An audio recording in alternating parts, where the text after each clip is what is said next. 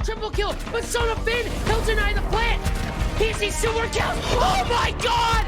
Sona Finn will find more! 7 seconds left, they gotta pick up the diffuser, but Dami lines up both! Dami with the 1v3! Device, misses shots, he's gonna have to go for the front. He pushes on through, Dylan is better! Round 2, and there's another as Tyrant is finished off, and they all line up for Bone!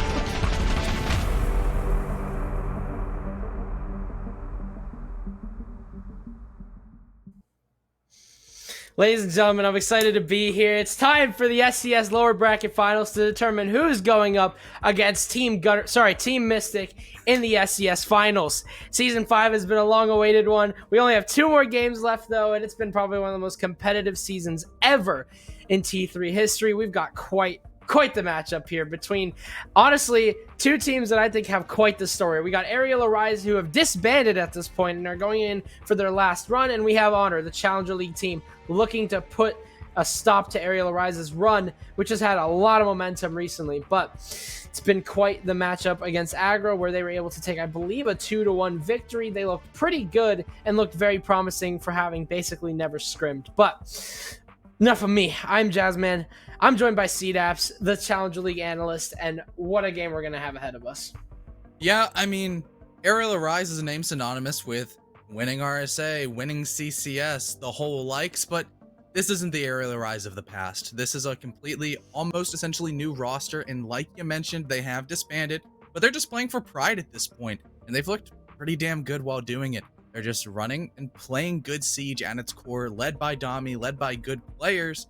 What the question comes down to, is that enough to beat Honor? A really strong team in their own regard, very well structured with a lot of fragging power coming from people like Arrow and Oreo and even Surf. I mean, Surf drops like 25 kills every Challenger League game, but like, he can kind of frag. But to go up against the pure talent that you're going to see that are excelling at a T2 level is definitely going to be difficult for Arial Arise. Okay, let's pull up the leaderboard here to see how he even got to this point, because it's been a long and arduous road. As you can see, Gunner topping literally everything. Probably one of the best players in T3 right now, if not the best. He's being chased right behind by Og, a player who is playing today, in terms of the kills per round, the KPR, as well as the entry. Literally 1 behind on the entry. So I mean, listen, Arial Arise, they might be disbanded, they might be, you know, yada yada, not playing, whatever you may think of them, but you can't deny that they have a legacy behind them. Not only them as a team, but also them as an org. They've got quite the backing from an org that has been in the scene for a very long time, and at this point, we're basically just waiting to see if Arial Arise can show up and maybe even upset Honor, because at this point, they are the upset team. But look at that. All of Mystic in some sort of category one way or another. Gunner is in 4 of them, and Xeno and Rexavi on the other 2. I mean, that is ridiculous. What a stacked roster we have for Mystic. But we aren't watching Mystic today. We're watching who's going to be playing against Mystic tomorrow. Or actually, I don't even know. I think it's Friday? Yeah. Something like that. I believe Friday. Friday. So 2 days from now. Yep, so on these rosters, I already touched briefly on Honor. You got Surf, Hawks, Arrow, Wolfseas, and Oreo. And just as equally on the other side for Arial Arise, you got Og, Dami, Adapt, Woods, and Spiker. If you're a fan of T3 or a fan of T2, whatever, pretty much anything non-professional Rainbow Six Siege, all 10 of these names should be pretty familiar, because Honor making waves in T3 as well as T2, and every single player on this Arial Arise roster has been in T3 for a long time and has a plethora of experience at this level in particular. And it's just going to be a really great game, I think. Yeah, absolutely. I mean, it's like it's one of the best. Well, obviously they're not the roster they used to be. They aren't the Max and Kool-Aid Arial Arise, but yeah, only Dami is the only remaining member. Yeah. But you got Woods, Adapt, Spiker, Og, and Dami. And thing about Woods is that he's a pretty proficient hard breacher. And the thing about Dami is, it says his main is Glass. I don't know about that one. But he's also, I think he was Flank Watch recently. Yeah, he's been playing a lot of Nomad and filling that role well. There's a lot of skill on Arial Arise. Now, it's the question of, do they want to put this skill to the test? Do they want to actually like go out and try their best? Because obviously, you know, like we talked about, they aren't exactly a team anymore. They're they're disbanded. They don't scrim. They only play the leagues that they're playing right now. And once that's happened, they're done for. Their team is gone. They'll be on to other places. You know, some of these teams have made roster moves, and some of the players on this roster have found teams. So there's a lot to go off here. Arial Arise, I mean, they're going for one last hurrah. It almost feels like D2E again, all over again, but it's in a playoff run. I'm super excited to see if they can put be up to the task of beating this Challenger League team and possibly, reclaiming that spot as a top T3 team. Who knows? Yep, so on the community poll side, seems like the community really likes Arial Arise. That probably comes off the back of them beating Aggro, which was an incredible game yesterday. That was an A1 game. I got to actually sit and watch instead of sitting in the booth, which was it was nice. But for the side of the rest of us, it's leaning a little bit more towards the Honor side. I know I don't see you on I here. predicted Honor. That's what I was pretty sure I saw you predict Honor, but the community poll is really skewed. Yeah. I mean, I don't know what to think about this game, because it's like, on one part, I'm really sad because Arial Arise are gone after this, and this is the last time I'm casting them, at least together. And on the other hand, Honor's their T2. They're the pick. They look like the more consistent team. I like the way Honor play the game.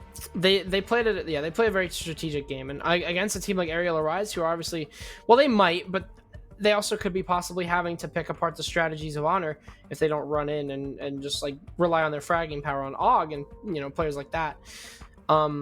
Like you said, pretty good siege. But I'm interested to see how this game goes, because again, it's an Arial Arise that are gonna be gone. They're gonna be disbanding. This is the last time we're seeing them together against a team that has consistently put up numbers in T3 leagues, and especially in T2 as well. So they are a consistent roster. Honor are way more consistent. But if Arial Arise, they just get that little bit of kick, just that little bit, we might see them in grand finals. We'll have to see. Yeah, I think this match in particular is going to come down to maps, and they're going to be insanely important. And as it flashes across our screen, see Cafe and Consulate going down. Clubhouse and Villa. Okay. Expected. Oregon ban! Okay, we did get an Oregon ban. I was holding my breath, just dreading the day that I had to do a Clubhouse Villa Oregon. But that's the old ways. They were going to Coastline as the decider, which Honor have looked very comfortable on in North American Challenger League. Haven't really played it as much here at SCS in particular, but overall, with Clubhouse and Villas being the pick, Honor's strongest map arguably would be Clubhouse, and Arial Arise's strongest map would be Villa, and them getting their map choices prove that both sides are comfortable going to the core maps, and it's really just going to come down to who comes out and plays the best. Yeah. I mean, it's the two maps where it's like we always talk about any team can play them, especially Clubhouse. We saw an absolute smacker of a series, if you don't remember, very early on in SCS in Season 5. Me and Crow were actually casting that one. The Clubhouse, the Mystic Arial Arise Clubhouse. Oh, it was probably one of the best maps I've ever casted. That was a barn burner. It was the best map I've casted. Of course, second map kind of just wasn't that good, but the first map. So seeing Arial Arise on Clubhouse puts a smile on my face, because I always see good games from them. They're at least entertaining ones.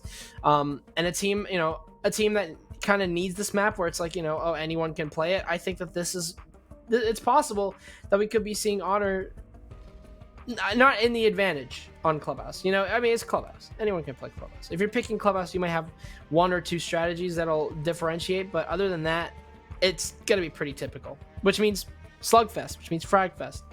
I'm all up for it. Yeah, I mean, Clubhouse, sure, it has the strategy, but everybody understands it tried and true. So what it really does come down to is the slight difference in mechanical abilities, and more than that, the playmaking abilities. On your attacks, you're pretty much going to have somebody just step up and get those first and second entry kills in order for you to properly break down the defenses. Then after that, it just all relies on, can you hold on for dear life as the defense, or are you going to get overwhelmed? And on this flip side for the defense, if you get the first pick, maybe the second pick, then there's just not a whole lot the attack can do, because trying to overcome the plethora of crossfires and just the overall shield setups, whatever you have over towards your anchoring side, is sometimes difficult even with 5 people left up. So it's always fun to see how just a single play can completely define a round on pretty much every single round of Clubhouse. Also, Villa is kind of in that same boat where it's just like, well, Villa comes down a little bit more to positioning and just like what you have control of on the map. Like if you have like, you know, if you have control of this, that, and the other, you're able to get a push going. Otherwise, it won't work. So Villa is a little bit more of that sort of like typical siege, or not typical siege, but like standard.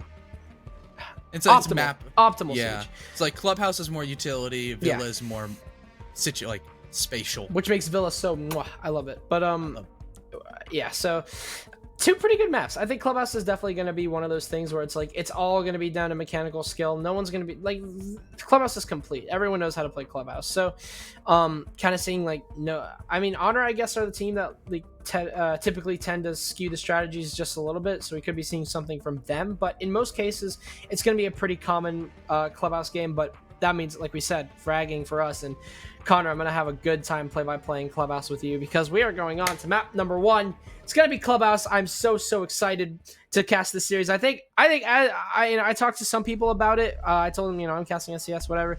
And they said, like, this is going to be a good series. I absolutely agree. This series is going to be an absolute bar. Alrighty, let's guess the bands. Let's guess the bands. Okay, last night there was an Iana, 0, and a Vigil. So I'm not putting my cards on the table here. Thatcher. First band, Thatcher. Oh, CJ Omo's in chat. Can we like? Oh, I can ban. It's a map. I can ban. Oh, him. I love CJ. I can it's ban my him. Elon I was gonna boy. ask he if lives we like can. an hour away from me. I was gonna ask if we can ban him, but actually, I can ban him. Yeah. So Thatch Mav. I actually think a Thatch Mav would be really fun. That's when it gets really spicy. Then you can take off your Mira, your Val. Those are expected, but we'll see a Habana ban come through. Ooh. Not surprising. I was hoping for a lot more difficult of a defensive side, or more difficult of an attacking side with a Thatcher Mav off, making sure you have to take map control going down below to remove the anti-breaching measures. However, they're going to leave the Thatcher up, which is the different side of the meta. And now we're going to see an awkward ban that... What is that?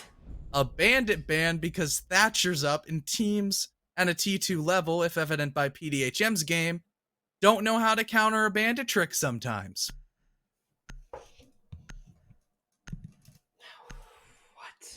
Alrighty, so the Kaid will remain up, and the Melusi will go down, meaning that Kaid, Val, and Mira are all left alive on Clubhouse.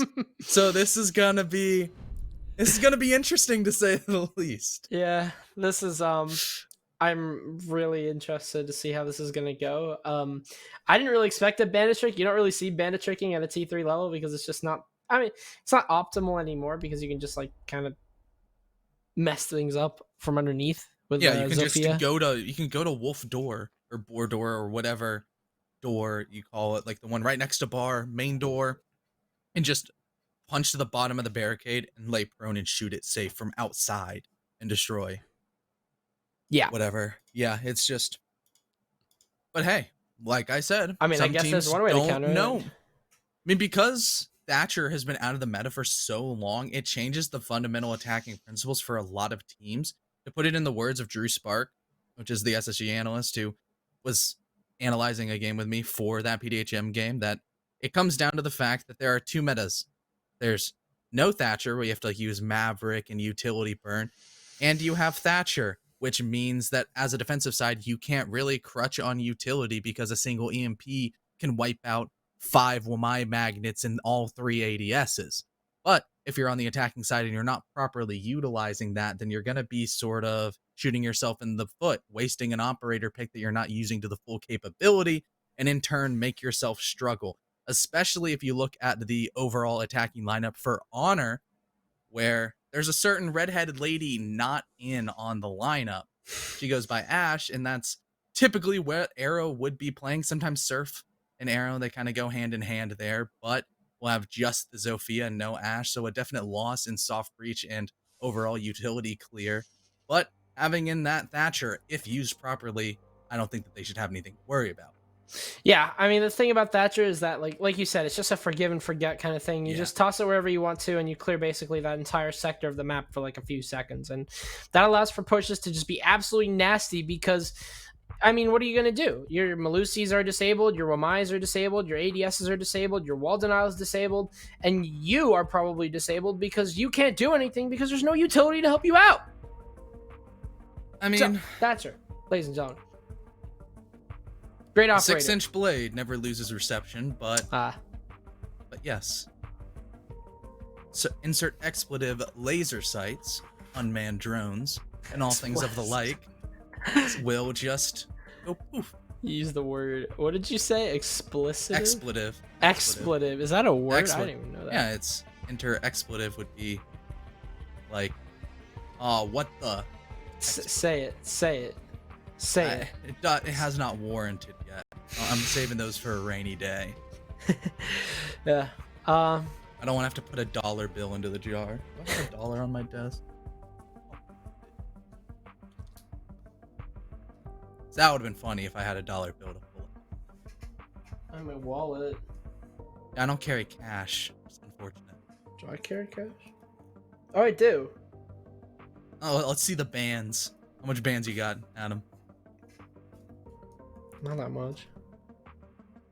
Yo, if those were $100 bills, you could pay for half of the esports certification exam. True. That is a very good point. I could pay for half of the esports certification exam. But yeah, I apologize that we're having to just waffle about for a little bit. Woods' computer exploded. Someone peeked on his computer. It's unlucky. But yeah, you just kind of have to deal with us and not being able to analyze anything other than bands because we don't have any information to go off of. There hasn't been a round played or anything. But actually, we're just going to go ahead and send it to a break while we fix all the technical difficulties. Try to help Woods buy a better computer. So we'll be right back.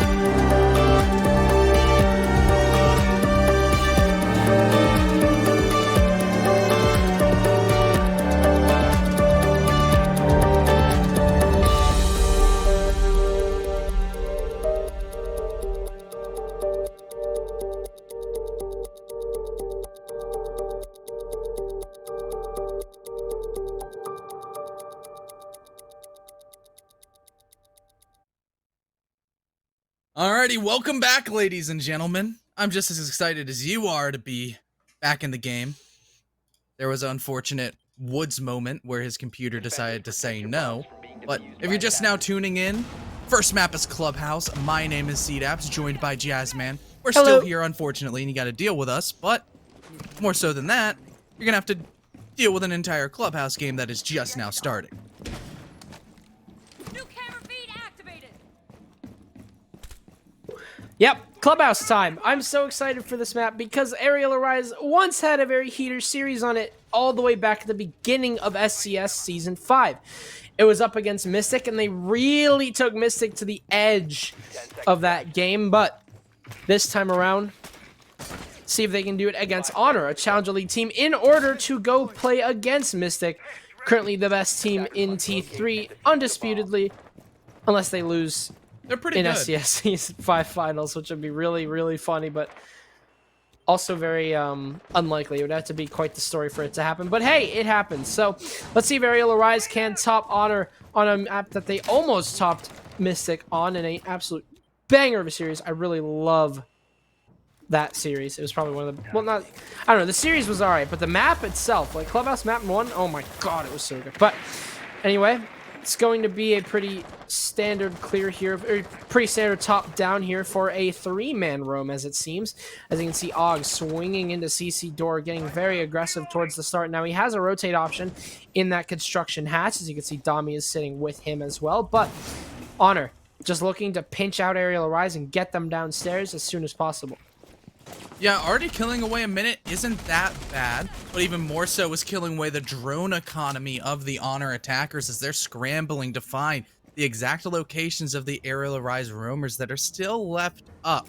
Sure, August taken a little bit of damage, but supplemented in with the Vout cams, he could die and still help out. Ooh. But Spiker, with a Nitro Cell gone, that's a little bit more worrying. Opening frag going into the side of Honor as their roam clear is looking quite potent. They have the necessary map control. They're slowly corralling these people back to site, but Og's gonna do a hit and run droned in by the yokai of Adapt, gathering more and more intel as he's gonna still persist inside of Bar. And even more important than that is Dami still persisting inside of Master. As soon as I say that, he's cut down with the pinch from main stairs as Wolvesies lands a nice shot with the SMG-11, and that's the signal for our main man Og to run back to site and help his anchors. I will say Arrow going down with that Thatcher utility is really good, and it's also the fact that they were able to waste just a little bit more time. But honestly, at the same time, Honor have the optimal amount of minutes in order to deal with this. A minute down, not that massive, especially if you have a minute to execute, and you can see Honor are wasting absolutely no time getting themselves inside.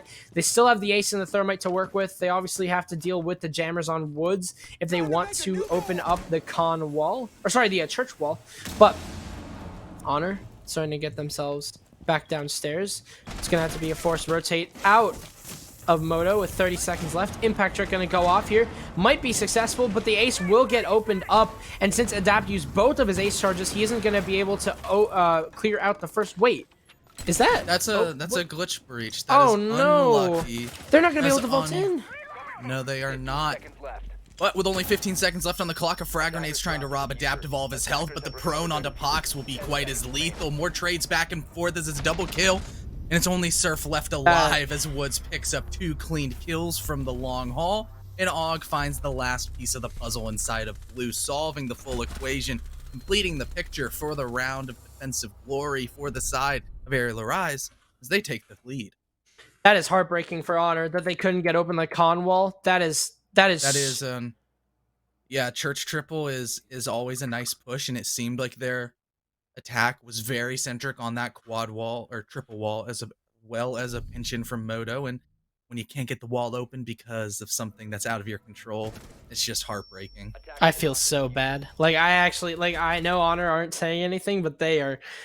I can't imagine how that must have felt. It's not like they had a 4 versus 3. It's not like that round was done for and the execute was very last second. Like, they had the proper time, they had the proper number count, they had the proper execute going their way. They also had pressure from Blue. Like, everything was coming together, and the wall was just bugged.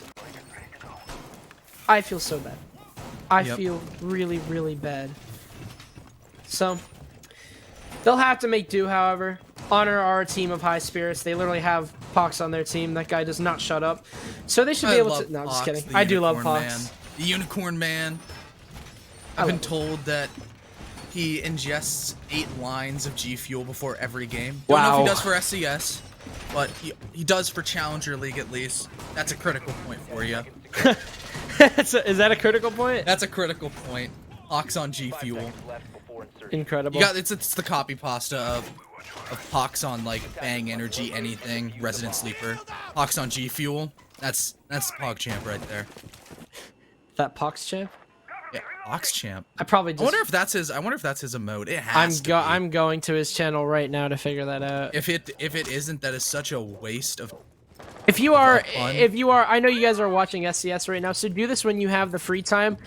Make sure to go to twitch.tv/PoxOnLocks and give him a follow, maybe a sub. You know, he's a great guy. He streams quite a bit. Very consistent streamer.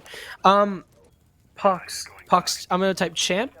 Pox. These doesn't even have a PogChamp emote. Like what? Unlucky. Anyway, they got the wall open. They Good did. first step for Honor.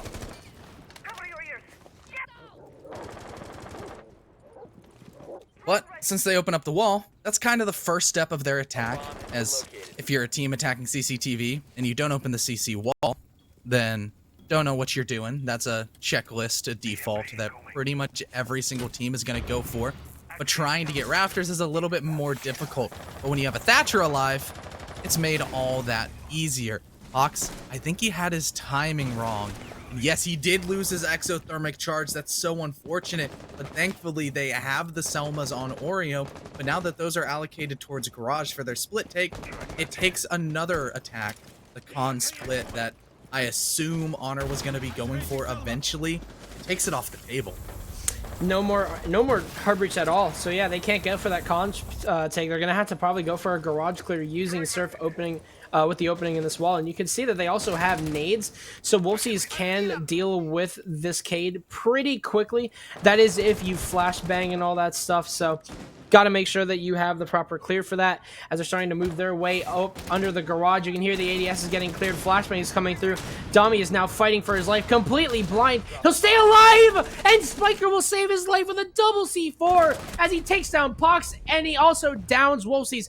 But Arrow takes down Dami. Spiker's going to have to capitalize on this, and he can. He has Case inside of Garage as well. Og is going to look to make some work here on Arrow, who loses all of his HP, and Oreo takes down Spiker. All of a sudden, they will be able to get up Wolfsies. Smoke Grenade going to come on through, but yeah, they're going to be able to be in a 4 versus 3. There's 2 players, however, the 2 SAS operators on very low HP, so they might be able to also deal with him and might be able to equalize this out. Yep, there's only 25 seconds and it's a 4v3. Sure, the man count swings into the favor of the attackers, but look at their HP.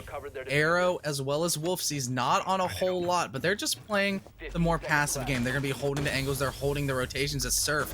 The entry frag is going to be going for the plant. Wolfsies able to take out Og, but the red push is completely stamped out. A flurry of refrags here, but now the plant has gone down. It's just Woods in a 1v2 against Surf and Oreo, 2 of the best guns on attack, the AK-12 and the M762. And Oreo can see the foot of Woods through the drone hole.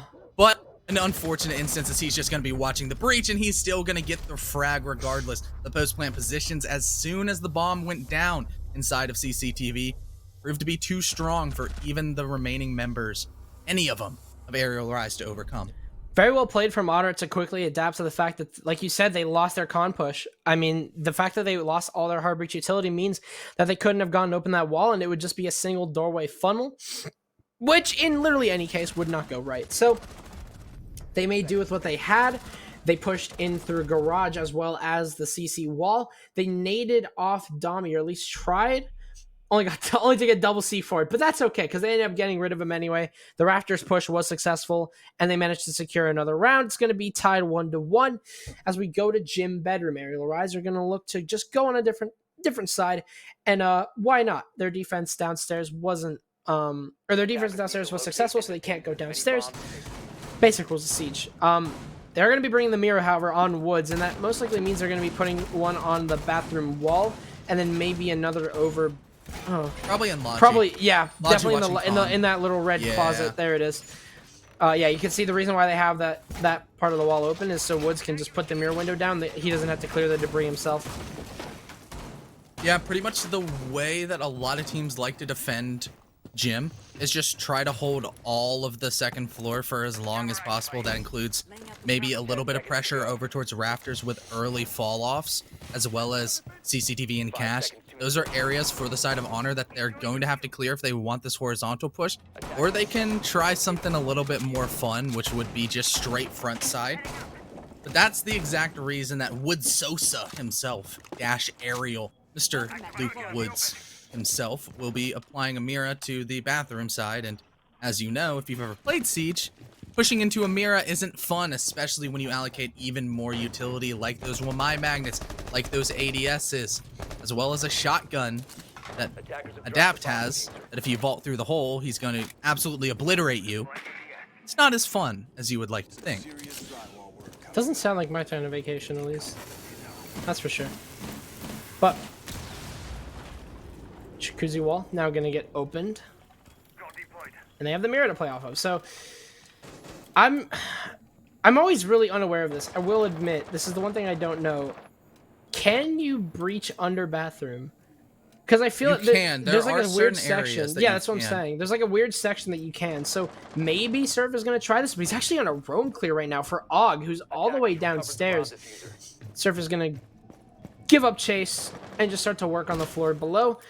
He's got a flank drone to work with as well. So yeah, this is going to apply a lot of pressure that you don't typically see whenever it comes to playing this site. That's something that you don't see a lot, is a strategy where they breach underneath, but you can see that Adapt is going to be forced off of this as his mirror window gets destroyed and the floor underneath him gets shot up.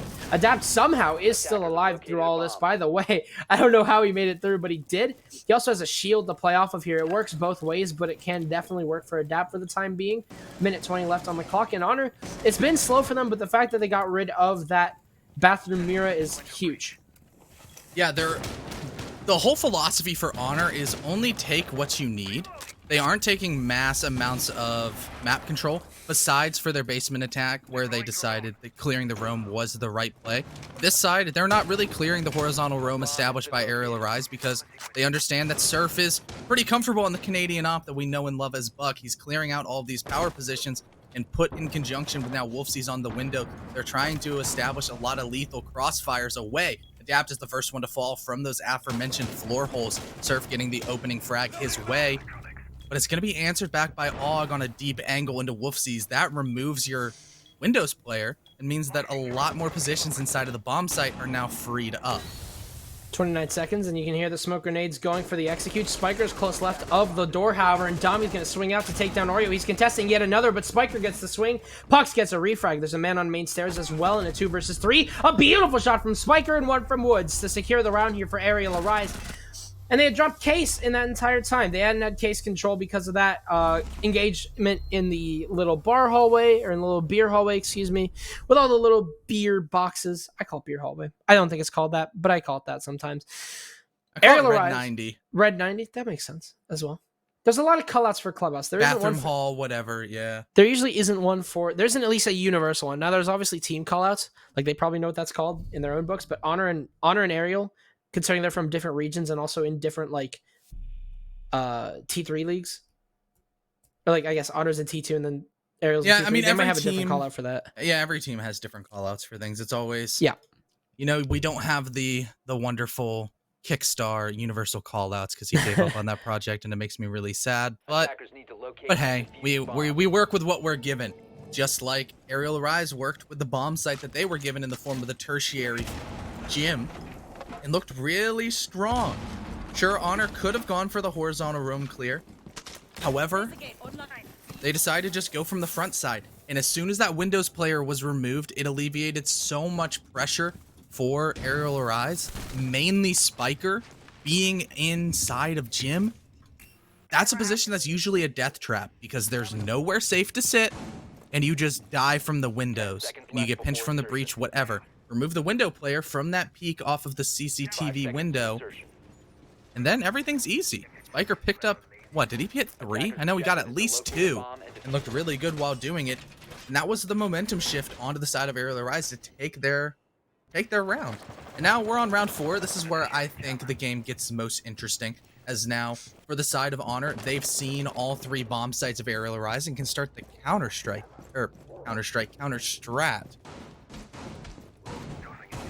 We can't say that game here. Yeah, we can't. So, Og is going to be forced out here. The meat jammer. As you can see, Thatcher, the reason why he's so good, literally, Makes that's how things they easy. literally took a 1-minute meat jammer and turned it into like 1 second. Like, or maybe 30 seconds to 1 second. But I think Og has completely rotated out. Yep, no, that's Woods actually. He's playing aggressive with a shotgun. This is a very common position to play in, but it's definitely very high risk. Because if you get challenged from the windows, yeah, I mean, you're not dead, but it's definitely a little bit more difficult. Dommy's going to fall off as he takes some shots onto Oreo, who will live through all this. And hopefully so, because Pox only has 1 more exothermic charge, so if Oreo is to die, that's either 1 hatch or 1 wall that they can't open up. Or 1 last wall that you can't open up, so almost a really good pick from Dommy, but, you know, of course, he went for his own safety there, as anyone would. But Honor, almost seeming like faster than last time, will be able to clear up the top floor and start to work their way down, and they have Wolfseas alive as well to help out with the verticality. Og and Dommy, however, are still positioned inside a bar. Og is going to leave, as Spiker might do the same, but Dommy's still upstairs. Spiker's taking so much damage from the vertical holes, and he lives. Wolfseas unfortunately not able to secure a kill. What could have been? Yeah, that would have been a really good frag, because Spiker, late round, finds his way into precarious situations and has a nitro cell to stop a hatch drop if the kitchen execute is on the docket for Honor. But the way that they're shaping up, they're probably going to try to replicate what they did last time, which was the Moto and Church split. Hopefully, fingers crossed, that there isn't a breach glitch and we get to see both of these rosters not have to fight against something that's out of their control. And for the side of Arial Arise, maybe they're hoping that the breach doesn't break again, because it made their defense really easy. Now as the Selmas come out, it's really just baiting out the impact trick, which now has come through, but it's just enough footholds to make sure that players of Arial Arise can't sit inside Church without worrying about a lot of angles, and that's something that Adapt learned the hard way. Oreo picking up a good frag as Surf inside of Blue is going to get the entryway, applying pressure from another angle as Pox swings through, takes out Og, puts a flurry of kills into the side of Honor, as it was so quick you could almost miss it, and their execute finally comes to full fruition. And they tie this game up at 2-2. Had that breach glitch not happened last time around we were downstairs, this is probably what an Honor execute would have looked like. Beautiful push from them. Absolutely no stops. It was a 5 versus 5 turned into a 4 versus none by the end. Like, that is... Whew. Swift execute from them. Really well played. Really well timed as well. They had their crossfires nailed down to the T. Basically no escape there from Arial Arise. And like you said, the footholds also definitely helped. It was interesting to see that strategy being brought up by Oreo, but it makes sense. You can't trick those ace charges. They're way too low, and they apply pressure to the defenders downstairs. So while you didn't make an entryway, it didn't matter, because you had a player pushing down Blue, you had people inside of Moto, and you had people bottom main just to apply all that pressure and basically make the entire site not safe. And everything just worked out in the end for Honor. So they're going to be going back to an upstairs attack here, 2-2. And Arial Arise, I mean, while they're going upstairs, you know, this is a pretty good site from them. They have the Kaid available, but obviously Thatcher as well. I mean, he's just so good. Why is Thatcher so good? It's too broken. But I mean, you've seen him. That's an absolute unit of a man. You watched that video where he's just on a fishing boat, just chilling. Oh yeah. Yeah, he's just. I remember that. I remember at Invite. Or was that? Yeah. They were playing that video at Invite, and everyone was just getting so hyped. Thatcher was just beating the crap out of people. And then there's also, wait, where was that sledge? I know that Thatcher also has the cinematic with Dokupi. Oh yeah. A 6-inch blade never loses reception. Yeah. That banger of a line comes out, but hey, yeah, man, Sledge, Thatcher, both British, SAS, attacking brother in arms. But unfortunately for Thatcher, a lot of the time he is just removed from life. He's constantly sidelined. But as we see with Honor's attacks, it's for good reason. Honor are going to start off with a big pick here onto Adapt. A powerful player not looking so good as Wolfseas. Oh no! Almost loses his life here to Og. on that spawn peak, or not spawn peak, but a run out, that could have been really detrimental because that's your only option of, well, your safest, rather, option of clearing out rafters. Gone. The nades, gone. That would have been a really big pick there from Og had he gotten it, and Wolfsy's now remaining still alive. Big pick. I mean, it's crazy to, you know, Siege is a game of inches. One pick goes the wrong way, and the round changes altogether. But with Wolfsy still alive, Dommy's not going to be so safe here, obviously, because they have not only a Thatcher, but also burn potential with the flashbangs. It's going to be real tough to come by as Honor. You talked about it. They only take what they need. But when they do, they're very, very meticulous about it. They're making sure that they can basically get everything going. Flashbangs are going to come on through here. You can see Arrow losing a lot of HP here. Dommy stuck on R90. The nade. Oh my goodness! No! Wolfsies, Oh, no! I said that you being alive was a good thing, not a bad one. Dommy goes down to the Sophia as Oreo secures that kill. A 2 versus 3 and a round gone horribly wrong for Honor. Wolfsies is going to be kicking himself for that one as he sends him and Pox rolling to the grave. So unfortunate that the nade rolled right off the side of the rafters, but I'm sure Arial Arise are relishing in the glory as it's just Surf and Oreo, the 2 players of Post Plant last time around. But they no longer have the man advantage, and the toxic babe canisters of Woods are going to be thrown right over towards the default plant spot. Surf gets cut down by the SMG-11. It's just Oreo in a 1v3. He barely has any HP to his name, and there's so many players left on Arial Arise. 1 less in the form of Spiker, but still 2 to go. He's on a triple kill, and with the AK-12, anything can happen, but it's going to have to be an ace clutch from the Oreo Meister to salvage this round. With only 15 seconds left to go, it's not looking too likely. Players on Arial Arise are playing passive. They know that eventually he's going to have to peek, and just a couple of shots going towards the Jaeger. The superior health of Og coming out onto full display, and Arial Arise take the round. You can't help but think, what would have happened if that nade didn't go stray? Oh, that was so painful. So now you have to think about it in the fact that Honor have lost a round because a breach didn't open, and because a nade rolled off of rafters down and killed 2 people. Oh my goodness. That is, It's the little things. to say the least, problematic. Yep. It is little You things. could. I love you how could it said say it's Siege is a problematic. game of inches, and then that happens. I mean, what would we say? A nade. Let's talk about the circumference of a frag grenade, and say it's like, give it like 8 inches around, about the same size as a Valk camera. As Og is throwing a nice one over towards Jim to find out when somebody's planting, maybe a nitro cell from below on the future. But considering how Honor's attack was very one-dimensional last time, they really never got into the execute phase. I'm so glad I'm casting with an engineer major. That can give me the circumference of a grenade. Yeah. Awesome. Yeah, because it's about a baseball, because frag grenades are actually shaped like baseballs due to like World War I when they became more popularized and they were drafting everybody. They're like, huh, let's just make them like a baseball so all the Americans are used to throwing them. Yeah. That is a very fun fact. Woods is AFK. Has not Did his set up his computer mirror die windows. again? Woods has not put a single mirror window down. Wake up, Woods! We've got a city to burn. Do. He has mirror windows to place. He does. That could literally change the round, by the way. Quite literally. Oh, he's still not moving. I think He's he might have lagged out, or he's just so sick of a Daps bird screaming that he just left his computer. Oh my god. Daisy. A name for a bird that screams like that is not Daisy. Yeah. I'm sorry. I don't even know what, like, man, his bird is loud. Yeah. That's neither here nor there, and it's just really unfortunate that Woods is AFK because Spiker now gets absolutely obliterated by Surf. That's an angle you can't be losing, but Surf, with the drone intel, knew that he was holding the hatch.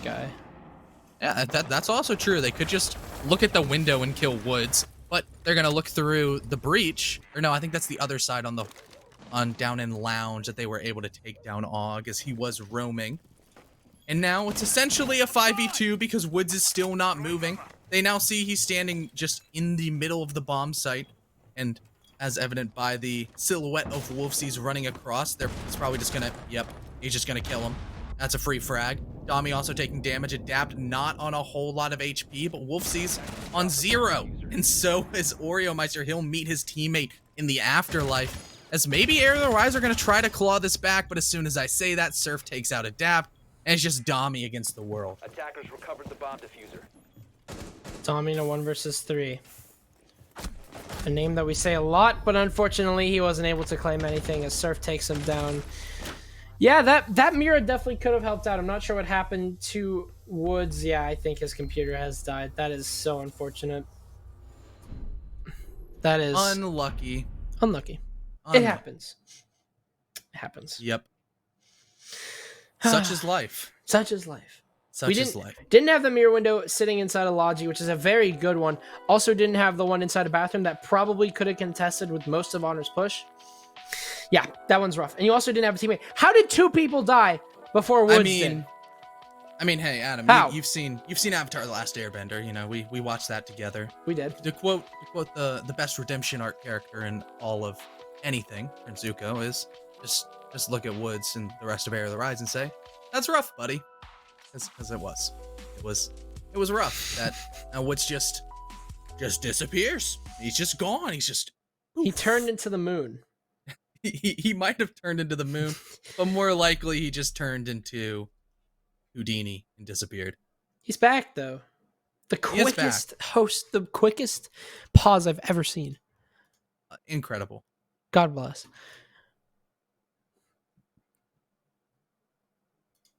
Alrighty. Last round of Wait, that was the last round. First round of defense for Honor. And they have achieved that coveted 3-3 split that we've come to expect from strong Clubhouse teams. I was about to get really sad that Oreo was AFK, but he has moved, so that's good. And Adam, what do you recognize? What do you notice about Honor's SSG defensive setup? The Space Station Gaming Roam. Wait, they reinforced the what the heck The is Space this? Station Gaming-esque Roam. They reinforced Moto Hatch and castled off Bathroom. Huh? They castled The same off Lounge. operators, but completely different strategy. SSG Roam. Okay, that's the regular castle there. But they reinforced Moto, so that's actually really interesting. I think they're running a similar strategy to basically what Arial Rise did, and that was cut off basically the entirety of the top floor for a sec, rotate down and just take it layer by layer, and then rotate down the stairs. Now, last time that almost costed a... Oh, is it, I can't remember who it was. I think it might have been Spiker. Spiker almost lost his life trying to rotate down the stairs because there was a vertical hole. Yeah, Oreo had the vertical hole opened. Yeah. So that might be basically what they're trying to run. Also comes with the same disadvantages. You know, the Moto Hatch is just a quicker, safer, and easier exit, but it's also opening Moto Hatch to the defenders, which wouldn't be the smartest thing to do. But regardless, it's the typical SSG strat. But no, actually, yes, and guess what's fun about the SSG strat is you're not going for kills on this roam. No, as evident by everybody on Honor just staring at the floor. They're going for those drones as well as a kill onto Spiker because Arrow is a great philosopher, Mr. Aristotle, and he'll pick up a free kill to a player rappelling up to the roof. Really unfortunate. Now Oreo's gonna hit a stinker of a shot straight through to slats. No, not this Challenger League team from last split, but instead those metal beams that go between the floor, and the defenders are the ones using the vertical pressure that typically you would see the attackers try to implement, but with Spiker gone and Og gone, they really don't have a lot of soft breach beside Adapt's breaching charges, and now you only have players inside of sight fighting with pistols. It's a dance of death that Woods is going to lose as Pox picks up another kill, and it's just Adapt left alive inside of dirt, and he's not long for the world. A flawless round coming out of Honor's defense, as that's what we were talking about with Arial Rise, and more so Honor in particular. They're very structured. They know how to play the map, and a lot of their a lot of their defensive setups are kind of hard to break down. Yeah. That was a rough one. That was a very rough round for Arial Arise, who did not claim a single kill, with Honor claiming absolutely every single life on that round. Yep. With that control by any means necessary. Honor's philosophy for that one. Hold everything, deny drones, and then wait for people to just crouch walk around and pick up free kills. Yeah. Defenders And protect they the also bombs did from it being defused with by a modified SSG strat. And it worked. It worked pretty well. So well that they didn't lose a life. It also helps that Arial Rise kind of went for like a kitchen dirt take, which is one of the least effective takes, I would say. It seemed like Arial Arise. I wouldn't say that it's a bad take because it's fast. It is. However, fast. it seemed Arial Rise was very segmented where they couldn't quite decide what they wanted to do. They wanted to go for that quick execute because that's a way to counter a big roam, but then they still sent people upstairs, which is why Spiker died. Attackers must Yeah, locate and defuse that the bomb. the thing about that, like you said, it's quick but not effective, especially at the fact that if you want to go for, you know, one half of that take, the kitchen take, you kind of need the top 4 control, especially because of how heavily Honor were contesting that. They had shotgun holes Yeah. above with Arrow, or I believe it was, well, Oreo was usually on smoke, so I think it was Arrow, but their two names are very confusing. So it was one of the SMG-11 guys. But what the heck? Spiker's just clearing 2 people that he doesn't know where they are. Bomb located by That one is rough. There was no drone for Spiker there. He walks into 2 people downstairs.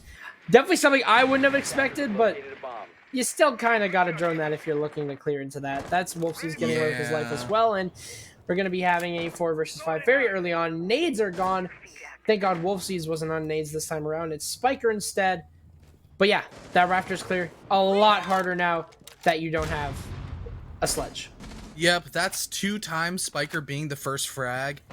And you would expect that to be AUG, or maybe even Adapt, because those are your traditional 2 entry players. Adapt typically liking the Zofia, but electing to go for the Thatcher instead because the utility is just too good to bypass.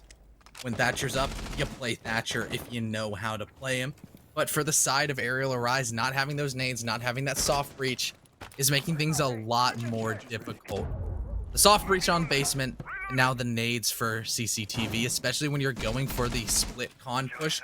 It's a great way to clear out top red, a great place to clear out where Arrow is, right close on the wall. You can bank a nade right off the top, remove any anti-breaching measures that the defenders have placed there, or even a body, as you could nade right over from the floor or over the wall onto green box, which is a powerful position that Arrow is going to try to make use Attackers of. have dropped the bomb diffuser. Attackers recovered the diffuser. They're going to transfer diffuser all the way over to Logi, as Woods still has coverage from that CC wall that they do have open, and they're going to start to work on the con wall as well. It's going to be that double prong push that we usually see, a very standard take, and especially with a Thatcher, it can be very easy. And they're just going to ignore the Raptors player for now. Og is going to see a man crossing. Arrow is just out. Wow, that is a really dangerous run out. But Woods was not there. Arrow getting his life spared, at least for now, but with 27 seconds left, it's going to be bodies falling left and right very shortly as some smoke grenade is going to go out by Oreo. The last one, and there goes Woods. Did not have case that time around as Adapt saves the lives of a lot of people by shooting down that player with the C4. Another C4 is ripped, and Oreo, he shoots Dami through the wall. A second kill for him as he retakes red, and Pox takes down Og. How is Oreo able to walk away with that one? Not only 1 kill on the diffuser, but 2 kills as he takes control of red. Stunning stuff from him, but I mean, I'm really shocked to see that he was able to get away with that. Just the fact that, well, it was partially due to the fact that Woods died on that cross, but still, that's so rough from all of Arial Arise, as it seems like they overextended a little bit, and Honor were able to catch them off. The jaws of defeat are looming over Arial Arise, as that's 5 rounds now for Honor. Well, do you know how they could have cleared top red? A sledge nade. A sledge Whoa. nade. Whoa, it's come full circle. But now, the site rotation is about to come full circle. One final round before basement unlocks again. But more so than that, it's going to be the strat of gym bedroom, the tertiary bomb site that Arial Arise are going to have to unlock. Unless they're going to have a perfect site rotation for Honor. And we'll see them on match point pretty early. For the side of Honor, they're bringing pretty much the same strat that we've come to expect when Mira is on the board. Mira in bathroom, a Mira window also in Logi, a couple of ADSs, maybe some my magnets if Arrow is feeling generous inside the bathroom to supplement whoever's going to play up close, either Surf or Pox, I would expect. Because, you know, those guns hit hard. Actually, I would say maybe Pox is going to be trying to play a long angle. And actually, all three ADSs are in con. This is interesting to say the least, and is evident to me that Honor are really going to be selling out on the deep horizontal extension. They're going to have their fall-offs from CCTV be not back to the bomb site, not all the way back to main and try to flank. It's going to be hold on to con with an iron fist. You've got a shield, you've got frost mats stopping the run in or the jump in from the windows, and overall with that mirror window as well, applying a nice crossfire. If Arial Arise go for the full horizontal cleared, they're gonna have to take a lot of steps and proceed with caution. Arial Arise now starting to work their way up to the CC take. You can see that actually they forfeited cash, Honor. They also reinforced off the construction wall. Oh, that's probably why they're gonna be that's really smart. Honor are gonna be playing with a shield and a mirror window in order to force off a funnel through the doorway. That's why they have all the ADSs. That is also, like you said, why they have 3 ADSs there. That is gonna be really tough for Arial Arise to push, especially if they don't open that con wall. And yeah, that is a really good strategy, or at least by the looks of it. Now, there are two ways. Now you Thatcher the ADS. Yeah, there it is. All 3 ADSs. I actually know that my disc is still good. The nade is actually going to breach. I'm not sure where the nade went, actually. But it gets destroyed from the top part. But still, Honor, I mean, they're holding this down. Wolfsey's from underneath. He has a C4. It's not above anyone just yet. He's going to detonate it a little bit too early. He doesn't find anything. But he makes his presence known, and he's going to start to pressure from red. That's something that Arial Arise are going to have to worry about. And Honor are just going to give them a hard time. They're going to be giving Arial Arise a hard time by pushing them from 2 different areas and basically pinchering them in. A swing here from Og. He's got 2 angles to work against. Somehow takes down Pox, but also gets traded 5-4. And an Arrow is also still here. This push is really starting to not work out here for Arial Arise, but they've got 2 down now. Yeah, Pox could be revived, but more worrying is the player down below as Wolfsey's going to get a kill onto Og. Pox picked up and out for vengeance, takes out Tommy. It's just Woods and Adapt in a 2v4. They're going to flash out that Logi player as well. They've gotten themselves in a 2 versus 4. Adapt goes down here, and it's all down to Woods, and he can't get anything. The Frost Mat! No! That's so unfortunate. Honor are going to take round number 9. We are now going to be 6 Unlucky rounds. 6 rounds for Honor. Match point for that. Well, that was a round. It was interesting. Oh, no. I'm back. And better than ever, as I was trying to do that. Yeah, yep, I'm talking to the voices in my head. So, but for basement, this is a bomb site that we have seen come out of Honor, and surprise, surprise, look at their operator lineup. It's the exact same. Wow, I wonder if they're gonna repeat the strat that got them a flawless round, and Arial Arise looked like they were seeing ghosts.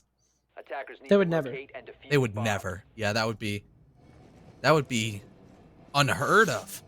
That'd be crazy, right? It seems like they're going to be doing the exact same thing. Yeah, it looks like they're going to be doing the exact same. I don't know what to do it. Yep. Yeah. Reinforce the hatches and play heavy roam. Maybe for Arial Arise's side, they had a general idea of, you gotta just make sure we can get to site fast, or we have to full roam clear. You can't do the awkward hybrid thing that they did last time where, like, one player was like, yeah, I want to clear out the roam, while the rest of the players were trying to get into the bomb site. And it was just a very segmented attack that worked perfectly into Honor's favor. Plus, all of these angles opened up by the shotgun of Oreo were a lot more lethal than they would have thought. It's also just the simple fact that Arial or Rise are going to have so many layers to push up against, and they can't even have crossfires to use that with. You know, they can't, like, because of the castle barricades, they can't establish themselves in really small Come on, Spiker. rooms where they can, like, affect the way that Honor rotate. There's really no way to do that because of the castle barricade positionings. Woods is, oh, he's in need of a Thatcher. As Oreo and Tommy's all the way over in stock, so that wall's going to stay shut for a very long time, and Og goes down here to Arrow for the first kill of the round, and oh, he actually got it open. How do you do that? Okay, I guess the generic. Oh yeah, that makes sense. Yeah, I mean, that's you why can just Og shoot is it. dead. Yeah, you can just shoot it. Yeah. But yeah, it cost him his life, so trade in Ash for a mute jammer. Don't know about that one. Seems like Honor got the better of that deal, as Arrow was still alive and he's pre-firing away at the window, narrowly missing the head. I believe, actually, I can't tell who that outline is. It's somebody. Yep, it's Spiker. As if he dies rappelling up to the roof again, I'm gonna feel really sad for him, because he's just not having that great of a game. But his adapt almost cuts down Arrow. It's Dami on the flank watch, even though he's on the Thatcher, still holding that role and holding the rotations of Arrow, and he could not make the clean escape.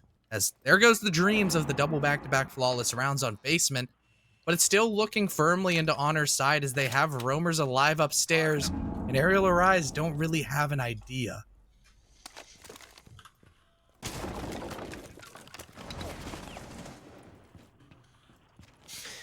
Oreo is going to be contesting a man coming over from... Oh my goodness! Spiker just wipes the head clean off of Oreo. Reaction time, unfortunately, wasn't fast enough.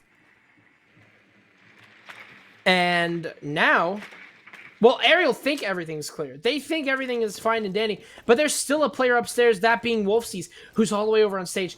Wolfseas has to just play this smart. He just needs to wait his time out, wait for Arial Rise to get this push going, because all four are downstairs. Oh my gosh, and Wolfseas got away with the freebie. He takes down Spiker, and his presence is known. Arial Rise have just realized they've made a big misstep as they've kept a player alive upstairs. And with only 23 seconds left, there's simply no way to deal with him. Wolfsea's just going to play his time in Pox and Surf. Oh, Surf is in a very deep angle. He's found one. He's going to wait for the trigger discipline. As they go inside of the site, he takes down one. He'll go for the second as well. It's all falling apart for Arial Rise as Surf goes for 3. Honor take round number 10. They take Clubhouse. And what we thought was going to be an absolute banger of a series, a barn burner, if you will, simply goes in the way of Honor. We talked about how mechanically the better team wins, and it's Honor this time around, but they whipped out some interesting strategies, and it helped them to take the map. Well, that was interesting, as once again, time was a very big factor in that last round, where you would expect for Arial Rise, if they knew and were comfortable breaking down that setup, that they would have been able to clear close corners, but then Oreo, or the castle, I believe. I don't know who was on the castle, but the castle upstairs being found out that he's upstairs and shooting you through floor holes with 30 seconds left is rough. And then after that, it was all wraps, and it was not a fun ride for Arial Rise to try to push the bomb site. There was a player sitting in a rat corner of Moda that you would always expect to be cleared, and then he just got a triple kill, trigger disciplining and lining up the players and letting that Kia sing. I thought you said... Forgot it's a gun. I thought you said the car. No, the Kia. The K1A. Kia and the CZ. CZ. Yeah. So, absolutely astonishing play there from Honor. Definitely, as we talked about, the more strategical team, and they definitely showed up that time around. They had the strategies on lock, especially I really liked that construction one whenever they were going in for the mirror window push. Yeah. All that was Wayne. But Arial Rise. I mean, it's a tough series. It's a really tough series for them on a map that I personally thought was going to be a closer one. It's Honor's map choice. It is, yeah, and I definitely see why. The strategies. I mean, They were really good strategies on defense. Definitely helped them propel their way up and win every single round on defense. That's a statement. So Arial Arise are going to be going over to Villa, their map pick, and they start probably out on defense, or Honor probably start on defense as well. So with Arial Rise going on to Villa, you have to wonder if they do have the proper strategies, because whenever they were on defense, it didn't seem like they were running just some random bold or random default strategies. It actually seemed like they had some proper strats lined up for them. So it's not to say that Arial Rise are necessarily, in the dirt yet. They still have something in their back pocket. They have something up their sleeve. And to take it to Villa, a map that's all about map control, and the way that Arial Rise play and how they kind of rely off their ones, this could be a good map for them. Yeah, but more so than that, I mean, like you said, they do have one foot in the grave right now, where if they lose this next map, we won't need Coastline, we won't need a decider, and they will lock up third place with Honor punching their ticket, making a date with Team Mystic for like the 27th time we've seen them play in the last 2 weeks. They played in NSG like 3 times, and then they played in the upper bracket and the lower bracket, and now back in the upper bracket. And I'm sure Mystic are just sick of playing Honor, and Honor are sick of playing Mystic, but sometimes that's just the way that the cookie crumbles, where Honor is a very strong team, but it just seems like Team Mystic might be their kryptonite. Yeah, I mean, Team Mystic right now has been everyone's kryptonite. They've only lost one map. A single map. One map, and it was to PDHM. One map. So, let's pull up the stats here. I'm expecting Oreo to just be absolutely smashing through all this for his team, and, well, I was wrong. It's Surf. But Oreo and, I mean, just look at how evenly distributed the ratings are. The lowest one is a 1.2 from Arrow.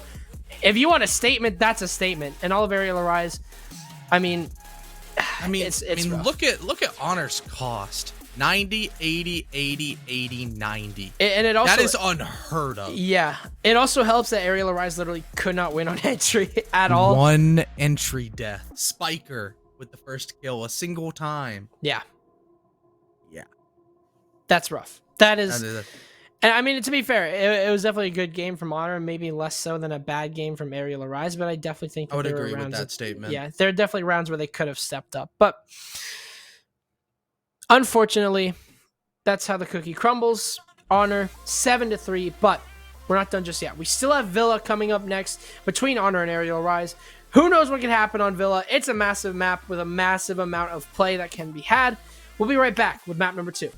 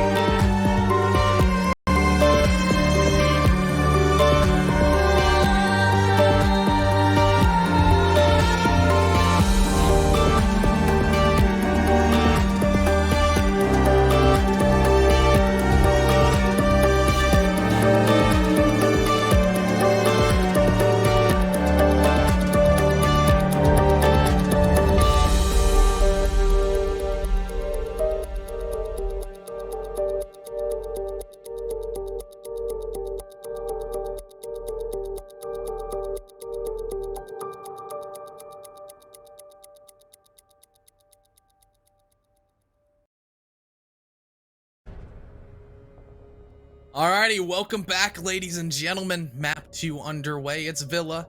It's my hometown. We're in the Italian countryside, where my descendants come from, as evidenced by my super long last name right there. Up, up. Yep. I'm CDAPS, still. Joined below me is Adam Jazzman Jassim, pink hat guy, puzzle piece on the whiteboard. Life is a puzzle. Habana Ban on Villa. I mean, it doesn't get much better than this. Pretty typical stuff already. Yeah, last I remember, I am Jasmine. That's good to know.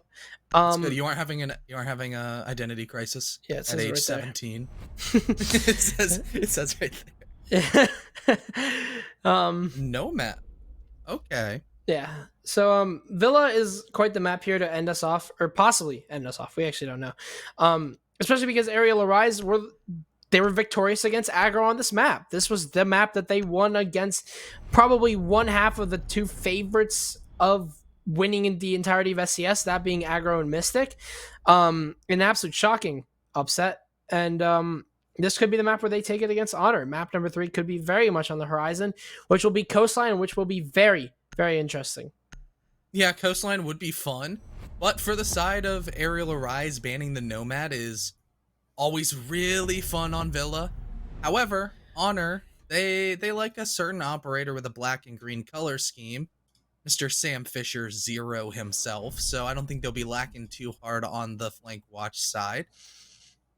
And that does kind of worry me for Arial Arise because they're not a zero team. They're going to be struggling to hold off these flanks. As soon as I say that, Spiker proves me completely wrong, and I guess I'm just throwing away all of my analysis ever because I know nothing. I don't think you've ever known anything. Yeah. Spiker's on 0. Yeah, that is interesting. He Le was Mickey CL analyst. the challenged league. Nice. Yeah, that is weird. Dami, I mean, I'm assuming it's probably just because, you know, like, the roster is just completely different back to whenever Hey, Adam, Lava was on the team. Adam, guess what? What? Penguin's here. Hi, Keegan. Oh, it's Keegan Smith. One who I love spells you. Keegan very weird. He does spell it weird, but I love Penguin. Shout out to Penguin, shout out Parabellum. But let's talk about the teams at hand. I don't want to get too off track because it happens very easily with us too. But for Honor, they're on the defense again, and on map 2, with map 1 in the books, they have not lost a defense yet. So, Arial Arise, they need to change their fate, which they currently hold in the hands. And if they go down 6-0 on defense, I'm going to be really sad. Well, let's hope that doesn't happen. Because A, I don't want you to be sad, and B, I want to close the series. But, because I like Arial Arise. I mean, who doesn't? I love everyone on Arial Arise. They're all great people. I like pretty much every single player we have in SCS. They're cool men. Or children. Most of them are children. Yeah, most of them are. Yeah, Spiker is like 13. Still better at an M-rated game than me. He can't legally buy himself. Good point. But Arial Arise starting to move their way around this southern side. They've got the 0 cams for flank watch, and the works basically underway as they start to move their way over. It seems like they are going to transfer to a master-sided clear, considering they still have Woods alive with the ace charges. And if I see that correctly, I think Oreo is... Oh, I don't know if he's playing on the wall or if he's playing inside. No, he is definitely inside a master. And Adapt is going to take down Arrow. I think he was peeking lamp door. That's a little bit unfortunate there. He does die inside of Statue. It's going to be the opening pick going in the way of Arial Arise, and definitely the start that you want moving into the first round of attack on a map that is historically defender-sided. But as I say that, Oreo is going to take down Og in the meantime as he gets himself, or tries to get himself, outside of Bathroom. He'll make the rotate and will get away safely. That's a hit and run. He peeked Bathroom window while someone is in closet. That takes balls of steel, but What else have we come to expect with the main man, Oreo? And what else do we come to expect with Honor than a plethora of footholes on every single bomb site? The vertical pressure on both attack and defense is strong with this roster, and having a shotgun like Pox down below who can still deny with the Toxic Babe canisters as those floors are open, it can propagate through the cracks that he's currently just renovating the entire floor. Probably going to be expensive to try to fix flooring, because if you've ever messed up hardwoods, it's expensive and don't ever do it. But for Honor, they just don't really seem to care about the construction budget. Especially when they're literally on an operation to stop people from detonating gas bombs. I would hope they don't care about the construction fees. But anyway, 4 versus 4. It's going to turn very bloody very quick. As you can see, an entry making its way in. That Spiker with the diffuser as Dami takes down one, and Woods also takes down Oreo. This is going so well for Arial Arise as they're in a 2 versus 4. Pox is swinging in, however. Plat's going down from Spiker, and Wolfseas is on the flank. It's the 2 SMG-11s last alive, both of them being off-site and both of them being in no position to deny this plant. Adapt will spot out one, playing inside of Lamps, but Wolfseas and Pox each get a kill. It's very possible here for Arial Arise to lose this out if they aren't playing this carefully. Woods is going to spot out one player sitting inside of Bricks, but Pox has pushed his way through. Woods will take him down with the second kill for him. He's possibly looking for the third as Pox is on Bomb Chassis. Give him 3. Woods on the hard breach. He'll take round number 1 for Arial Arise. Great push from them. It almost looked dire as Wolfseas and Pox each got a kill from that. But either way, the execute looked clean. The push was oh so good, and the round goes their way. Yeah, pretty much the way that Arial Arise set up was to just completely wrap around the bomb site and slowly constrict the movements of Honor until, like a snake in the grass, they just decided to strike at a single moment, and they had really great coordination.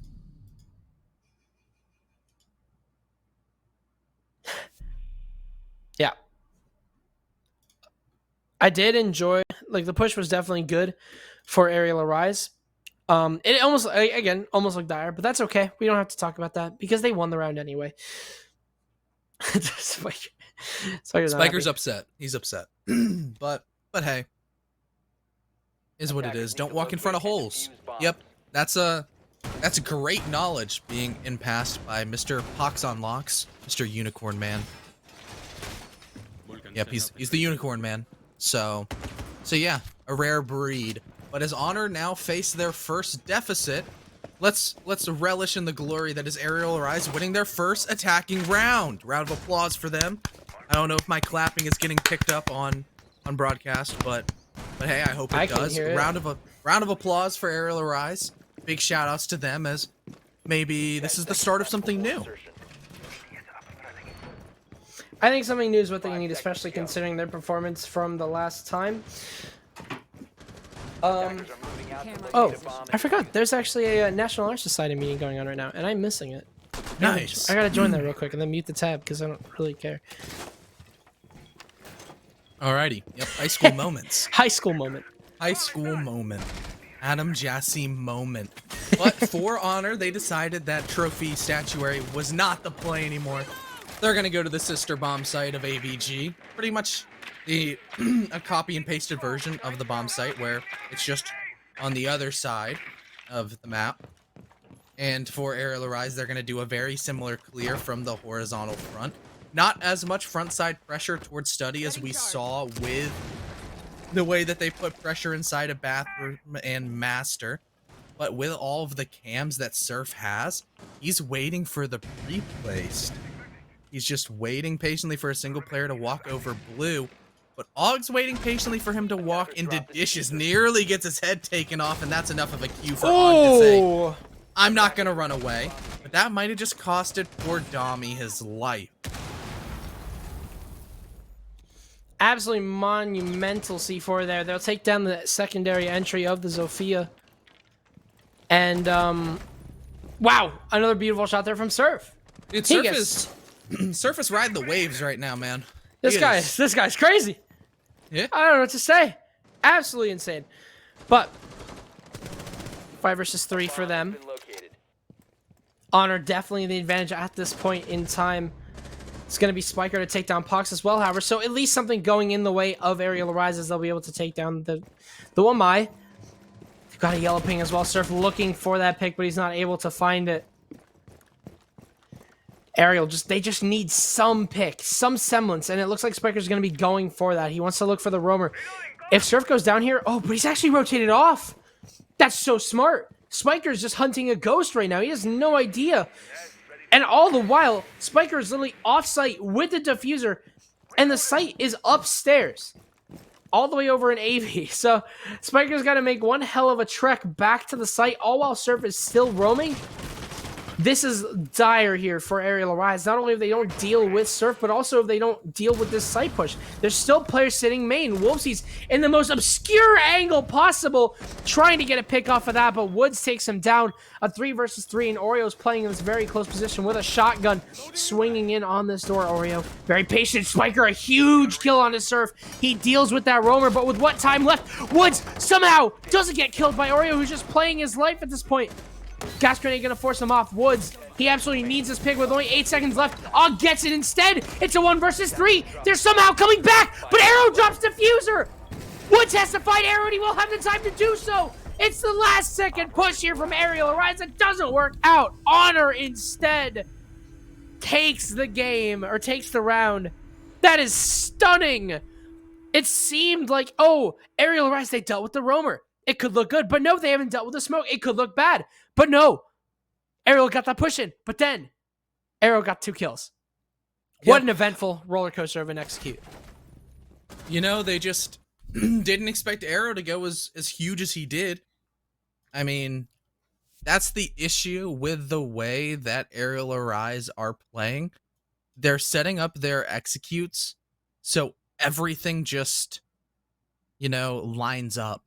And if a single wrench gets thrown into their plan, it all falls apart. The first round, no wrenches were thrown. That's good. The toolbox remained closed for Honor's defensive side.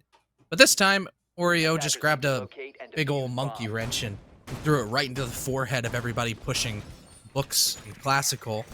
And they just died. They couldn't handle a giant metal tool getting thrown right in between their eyes. And that dropped the diffuser on the ground, then he just had to play patient and just sat behind the bar and waited for the time to strike midnight. Really well played by Honor to really initially pop off with Surf, even though there was a little bit of a too close for comfort kind of moment with Arial Arise having the fortitude to pull it back. Ultimately, the way the round started was the round ended with it being Honor. Attackers are moving out to locate. It wasn't as definitive as we saw last round. It definitely kind of came down to how do we say? I guess, like I said, a unicorn. Or I was reading chat. I read chat. I saw unicorn. Yep, that's why you don't have chat open. I mean, I like to talk to people. It's part of my nature. But I meant. I didn't even know what I meant to say. I literally have no idea. Yep, let's just we're scrapping this bit. Dami running towards classical. Oh What? There's a drone in front of him. That's crazy. An entry following a drone. Unprecedented no stuff. Way. But overall, Arial Arise going for this horizontal push. We've seen them do it before. And we'll see them do it again. Spiker holding rotations over towards 90 with the upside down rappel. Even though he's on flank watch, sometimes you can still watch in front. Flanks can happen from in front. Kind of counterintuitive, but you know, sometimes it happens. Yeah.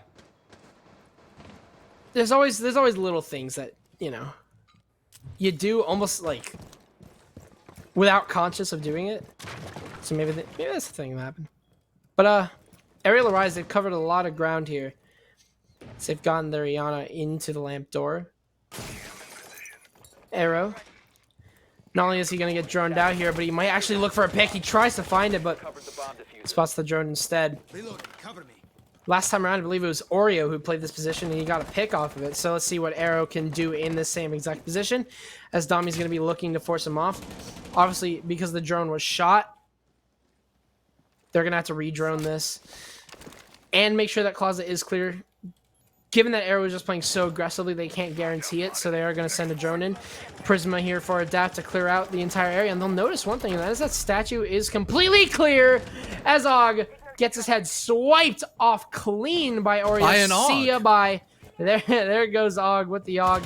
As Arrow still inside a bathroom with 45 seconds left. A play could be made here. As he swings out, he'll take down Tommy, looking for a second onto the ace. He could get rid of the hard breach, the only hard breach player, but instead Woods gets rid of him. 35 seconds left, and Woods looking for yet another one. Remember, he only has hard breach left, but double kill here for Oreo as Spiker takes him down. 3 versus 2. It's a very quick round here. 25 seconds left. Attackers have recovered their There's still one toxic babe in the back pocket of Pox to cut off the entry of an area. But Wolfsies was not able to stop the entry of Adapt, as it's now an even 2v2. But look at the time. Adapt trying to go for 2, but Spiker gets DBNO'd on the other side by the shotgun. And it's a double nitro. Okay, Oreo. I see you. And just blows everybody sky high. Alrighty then. Did Adapt just like give up on the recoil, or I don't know. did I see that wrong? All right. Well, off the back of that double C4, Honor are going to be up 2-1. A pretty good push, or a pretty good hold from them. I would say it kind of came down just to personal mistakes from Arial Arise. Misdroning was the main thing, as honestly, the positions that were being played by Honor, had they been droned out, they probably would have forced a rotation from those players and maybe even gotten a kill. Definitely the swing from Arrow was one big one. Oreo sitting in the back corner of blue, or Astro under the default. That's another. Can't miss drone like that, especially given that they had a little bit of time to deal with it. Honest mistake, though. It was an honest mistake. So, yeah, I mean, who expects someone swinging Astro window in bathroom with like 40 seconds left? that is also a good point. Well, actually, no. I mean, that's fair. Yeah. Lay Dommy, says Dommy. Incredible. Dommy's not having a good time. He's been struggling a bit. 10 seconds left. I feel bad for Dommy. He's one of the players that he's so talented, 5 but seconds to go. if we can harp back to the early 2000s when One Direction was popular, you know, they had the hit classic of the You Don't Know You're Beautiful. It's like Dommy. He doesn't know that he's good at the game and constantly gets into his own head. Sometimes you just need to hear that you're good. And Dommy, even though you're not having a great game, seeing you do great, and you have that potential, just don't be so hard on yourself, especially when you're trying to compare yourself against people that are currently in CL. They're doing a pretty damn good job in CL. So, no hard feelings here, but right now, Honor are, if evident by the last round, looking a lot better than what we saw round 1, where Arial Rise kind of just choked them out and obliterated them. But now we're going to see the tertiary bomb site of Kitchen and Dining, and a little bit of a horizontal extension coming out of Honor that's immediately going to get cut down by the man I just talked about. Down goes Arrow at the hands of Dommy. Arrow had himself quite the series last. Actually, all of Honor did. I can't even Yeah, point out. everybody did. I was gonna say I can't even point out one specific player. Averaged like a Everyone did. 1.3 rating, which is unheard of. Yeah, everyone was above a 1.2. That's crazy. And like you said, average 1.3. Math and engineering major part 2. For circumference, now averages. Big step up, huh? So Sure. Arial Arise at this point doesn't seem like they want to go for a top floor clear, at least right now, especially due to the fact that they simply don't have a sledge in the lineup. Sure, you have breach charges, but 2 of them are already gone, or actually 3 of them are already gone. You only have 3 remaining. It's the question of, is it worth it? Also, the question of, how are we going to get rid of those mute jammers if we want to open up literally anything? Well, the answer to that is we won't. We'll just kill everyone. Spiker's going to take down Wolfseas. Oreo, Pox forced out here with the nade as Woods goes down as well. The hard breach player is gone, so Arial Rise are going to have to force quite the strategy as Adapt takes down Oreo. Oh, it's a double kill here for both Pox and Surf, but Spiker takes down Pox 2 versus 1. It's all down to Surf. He has diffuser control. That's a massive, massive mistake there from the side of Arial Rise. They're going to have to find a way to get rid of Surf, and the answer is Spiker above. He's put down Surf to low HP. All the while, Case is recovered. Very smart from them. Dommy getting the plant down. Surf can't deny it at this point. All of Tetris is destroyed, so Surf, he's only got one way to swing, and Dommy will take him down. Arial Arise take round number 4. Going to be 2-2. Very even so far here on Villa. No definitive winner at this point. Yeah, Arial Arise are doing very well on the attacks they're winning. And I think that round was Arial Arise through and through. Sure, you had a bit of a scare tactic because Surf was the last survivor and he was upstairs. So getting that one free kill on the player rotating through laundry was just about all he could get, especially as soon as Spiker just comes immediately sprinting up red stairs and gets so much damage onto Surf. A single bullet anywhere would have just shut him down. And then that's what happened. The crossfire established, Spiker sending all sorts of SAM cams across the map, making sure that they knew the exact area that Surf was coming to. And the post-play positions were strong, one playing on Tetris, one playing in Memo. There was just not anywhere that Surf could feel comfortable pushing. And then he was cut down, just like the rest of the Honor roster, as they just didn't expect the horizontal push to come in so fast and furious. Fast and Furious, that's a movie. It is. There's 9 of them. It's a bit too much. Hey, man. Have you seen the trailers for Fast and Furious 9, man? I have Han not. is back. Han is back. I don't know who that is, but I'm happy. Han was for the you. Asian Oh, I'm guy sorry. that quote unquote died. I actually have Yeah, not you watched the faked Fast death. movie. Believe it or not. Wow. I think I know what we're doing after this broadcast. But I have to watch Demon Slayer. You do have to watch Demon Slayer so we can watch the Train movie. The Train movie. Train. Demon Slayer Train moment. Isn't it literally just called like Train to something? No, that's the movie. Yeah. That's like, oh, it is? It's something like that. Like the Muhan Train, I think. I don't know. Ah, It's interesting. something like that. It has train in the title. It does have There's a Train in the title. There's a train. Very cool. So, Arial Arise, here's the thing that that you mentioned very briefly, and I definitely agree with, is that Arial Arise, their attacks, whenever they win, have been fairly convincing to a point where they can kind of, they're not consistent though. That's the issue. Their attacks are very inconsistent. Sometimes it really comes down to the fact that they just lose one gunfight at the very early stakes of the game or the round, and it goes downhill from there. So something that they're going to need to work on is not getting opening picked, because it really does seem like every time they do, they lose the round. So let's see if today is different, however, as it's going to be a study push. Oh, jeez, oh my, adapt. You thought it was a hologram, but it certainly wasn't. He goes for a second, isn't able to find it just yet, as Arrow takes down Dami. The secondary entry goes down. Spiker, you'll see one rotate off here. That is going to be Arrow to move his position over into Library, where he can contest main a little bit more clearly. Nade from above won't do anything, as the opening pick goes to no one at this point. It's going to be an even 4-4, and no control has been forfeited at all. There still is Adapt, I believe, inside of Study, but he's still got the Shield's top main to worry about, as well as, oh wow, actually he's gotten himself far ahead. He could find a pick from here if he plays this right. Yep, but Oreo, he's going to take out Woods. That's a good step in the right direction. Woods has been having a great game, letting that AK-12 sing. But Og answers back by dropping Surf. Down goes your Valkyrie, and another Nitro Cell as another refrag comes through. Adapt goes bye-bye, but Og answers right back and takes out the player in Vault. Another Toxic Babe canister expended by Oreo, locking down the entryway of Classical. As the diffuser control is on main. That's something that I just noticed. Arrow and Oreo both holding a shallow cross, but it's actually the shots onto the 0 of Spiker sitting inside of Art Lounge. That's the more interesting story. There's only 28 seconds left for Arial Arise. They have sight control, but they don't really have a whole lot, as well as they don't have Og, as now Spiker's in the 1v1. Arrow not on a whole lot of HP, but the time is definitively into his favor, as Spiker is the one that has to make the move. They know that he's behind bar, and it's just sprinting around to try to give the sound cues, try to make sure Spiker gets nervous and pops off the plant process.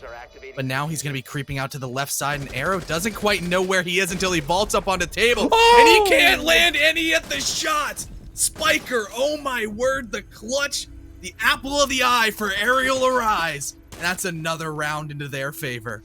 The lull in chat signifies just about how that went. Honor, who are currently in the lead in terms of series points, are now down on Villa. Arial Arise are ahead, and on attack, what a way to take a half on attack. That would be pretty good if they can get that going for them, especially due to the fact that they basically need anything that they can get in order to take this next round. They are going to be putting all the stops on as they look to, well, possibly take the half. We'll have to see if they can, and it would definitely be a big move if they can. That probably would send us into Coastline, or at least possibly could. But we'll have to see. Honor, Coastline. they're Coastline would be fun. Honor, they're a very strategic-sided team. They definitely have pocket strategies that they can whip out. So anything goes at this point on round number 6. Let's see if Honor can be successful on this upstairs attack for their last defense. Or, sorry, their upstairs defense. So both times for Honor on AVG, it's been incredibly close. And that is a little bit worrying that they're going back to this bomb site for the 3rd time. The first round, if you recall correctly, it was the double kill from Arrow to really just drop the diffuser over towards Classical, then he could just wait. And then that round, it came down to a 1v1. And Arrow, once again, was just shooting the backpack of Spiker, and it's so... That was unfortunate. Yep. But hey, they're comfortable in their AVG a little bit more than their trophy. And I guess they're dining. I guess more so they're dining, where it was a pretty dominant Arial Arise attack, where once again, kind of both rounds of Honor have come by a surprise play on the back half of the round towards the execute phase. The double nitro to cut down the final 2 remaining members of Arial Arise on round, I think it was 3, as well as on round 2 being able to have that double kill that Arrow we just highlighted. Has been a game of plays here. Last map we saw Honor basically just being kind of spread, like basically all on equal performances. They all looked very good. But this game on Villa, however, has been a game of plays. It's been a game of playmakers, especially Spiker. He has woken up so much here. Great game. Shout out to Spiker. He really mined his diamonds before this game. Okay, man. That one's rough. But yeah, like you said, Spiker having himself a good series here. Definitely pivotal to what Arial Arise are putting up right now in terms of the round count, but that could all change. One mishap and we're 3-3. Og, he might find a mishap here in Pox is peeking wide. But honestly, pretty surprisingly, he gets away with it unpunished. Not unscathed, but unpunished. He should be dead, but he is not. That's going to be something that might play into Arial Arise later this round, especially due to the fact that they need any kill that they can get. We've seen them win off the backs of opening kills. Let's see if they can do it here with a minute left. Well, it's going to be made easier now that Pox has gone down inside a vault, but he'll be the field medic duties of Arrow. He can do it all. He gets kills and also heals his teammates as another floor nade comes out, nearly getting out Pox, but he's going to be alive for this single moment. 45 seconds left on the clock. The execute is looming on the horizon as every piece has been assembled for Arial Arise. They have access way into the site, but they need to get in there sooner rather than later because Oriole's going to start chucking those toxic babe canisters, making it difficult to plant. But as the first one goes down, they don't know that it's on the map table. It's not behind the vault door. Spiker's going to get this sneaky plant down as now Adapt from down below falls at the hands of Surf.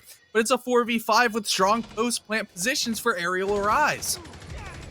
Arrow goes down here to Dami as it's going to be a 4 versus 4. A 2-man push down 90 isn't going to go in the way of them as Woods also takes him down. Dami on for a second. Give him a third as he looks for the Zofia or for the Valkyrie. He's able to get it. It's a 3 versus 1. Dami's still alive after all this, and Spiker, he's going to look for this kill. Swings wide and he gets it. Huge execute there from Arial Arise. A pivotal round goes in their way. Success is starting to look like it's an Arial Arise option as it's 2-4 for them. They'll win the half on attack as they move over to defense. Map 3. Oh, it's looking so possible. It definitely is, and they've set a dangerous precedent for Arial or for Honor's attacks. It's going to be very hard to get that 4-2 split, especially with how confident Arial Arise are playing. The momentum's all in their favor. This is the Arial Arise that we come to expect. This is the Arial Arise that we love. And Honor are struggling to deal with the fragging capability of players like Spiker and Dami, who have really stepped up to the plate. I'm kind of stunned at Spiker's Spiker's numbers right now. He's putting up huge numbers, and not only that, but he's getting so many important kills as well. It's not Yeah, like all these his are frags just, are impactful. yeah, it's not like these are just like random picks. These are impactful frags that have won rounds. Literally, he clutched a round. By the way, that he probably shouldn't have. Yeah. And it's just a little Backpack go Burt. Or like lack of... Or it goes lack of Burt. You can't shoot the backpack. That is also true. You cannot shoot the backpack. Wait a second. Does that mean that 10 seconds that left. the SSG skin is pay to win? I think Is it- Zero just has the backpack. He also has a really massive jacket. Yeah, he does. Woods is on Alibi. Locate a bomb and defuse it. Probably one of the most average, if not under average, operators in the game. Has a shield, has rotatability, but not a good gadget. So does Og. Not a great gadget, but also a shield. He does have a shield. Very situational gadget. 3 I'll- shields. I'll change my statement to a very situational gadget. But yeah, they have 3 shields with Jaeger and Wamai. They also do have a Ying on Oreo, so that could be why. Could be why. This is utility meta, and it kind of makes me throw up in my mouth a little bit, but you know, I'm gonna start having some PTSD flashbacks to watching Oregon clears over and over again. But You hey, have to cast Oregon today. we didn't have to cast Oregon again today, so I'm happy. I'm probably gonna have to analyze it 5 times out of 8 this weekend, but hey, that's neither here nor there. I can have a mental reset a couple of days before that one. I didn't actually have to cast Oregon yesterday either, so I'm a very happy person right now. I've casted 4 different maps, believe it or not. Might cast a duplicate though, if we go to map 3, because I've casted Coastline yesterday. Can you really ever complain about? Oh, at Coast? No. Yeah. Ghost is great to cast, not to play, from what I've heard. I don't like playing Coast, but I'm also a support player, and playing support on Coastline is not fun. You just get obliterated over and over again. You're like the punching bag. Yep, you're It's the rough. punching bag. Yep. But Surf is underneath. I'm not sure if Arial Rise are playing a roam strategy. I think this is a full anchor, and you can see that Surf is going to confirm that and moving his way over to Library. He is going to be able to deal with one of the shields. It's not a Goyo, so it won't explode and drop fire everywhere, but a shield dealt with nonetheless, especially considering that Arial Rise have 3. Pretty good. So, Honor, they're going to want to start to get their pushes going here. They've got themselves over to Skull Door, but a lot can change in the midst of 30 seconds, as we've only got 50 left. If there's only 50 left, there's still shields up, and there's still 10 players up. Definitely going to be a hectic execute, to say the least, as this is all or nothing for Honor. Down below, they're going to get 1 shield, but now Adapt's going for that wonderful clip of the Toxic Babe canister. Now Oreo's just throwing in all those EMPs, and so it becomes a Travis Scott concert. Oreo making the Ying Candela's flash all about. But Og has the glasses, and Surf has the kill onto both Woods and Dami.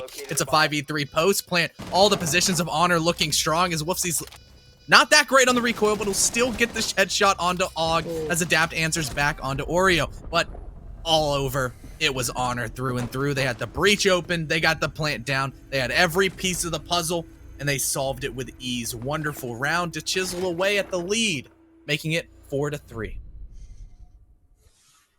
Yeah, unfortunately, a Warden did not help out there for Honor, or for Arial Arise, as much as they thought it would, because definitely a good operator. And works every single time. Yeah. Hey, he got 1 kill through the lights. I was kidding. Warden sucks.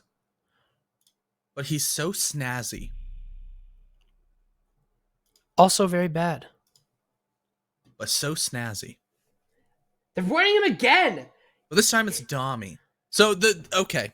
So you just said that Warden's a bad operator. But look who he switched from. That is Hey, true. he switched he's from. he's a situational operator. Yes. Doc But he is switched also off not the a- dock, so like, Doc I'm going to is a give him the bad pass on operator. this one. He's It is actually crazy- bringing utility. It is crazy how, we all said, like, oh, you can't balance the game around sites, and Doc was just nerfed into oblivion. 'Cause he got his Losing the ACOG removed. ACOG. Like, Yeah, he got the Jaeger treatment. He got the Bandit treatment. And I guess the Ash treatment. Well, Ash's pick rate did not go down at all, but No, Ash's pick rate is still the same. yeah. And they're Well, going to it's because nerf her she's such again, a. and they're going to remove her speed, and then they're going to remove this site and that one, and they're going to realize, oh, this ain't going to work, so they're going to remove 10 bullets from the magazine. It's still not going to work because Ash is still good. So they're going to delete her from the game, realize it's still not good because Sophia's still thinking they're going to delete Sophia, and then we're not going to have any entry players, and then Dommy's going to fall off the face of the earth, and Og as well as Adapt, because they all play entry, and they all play secondary entry and stuff like that. So we're going to have a completely different meta because Ubisoft doesn't know how to nerf operators. But hey. Or at least it doesn't seem like they do. I don't know. Hey, both... Their bouncing team could be very smart. They might be very smart. They were very smart whenever it came to nerfing Doc. That is true. But think about it this way. spoke Why really would they fast. delete Ash and Zoph when they can farm them for money by doing 2 different elite skins for both of them? When Castle still doesn't have a single one! We've been talking about this for a while. The Castle Elite. Question is how It would has you to be change it? Veli. Veli deserves to be in the game. You want Veli to model for? Yeah, I mean that makes Yes. sense. I agree. He wants to model for it. I want him to model for it. I want a waves check castle that is modeled by Veli. Me too.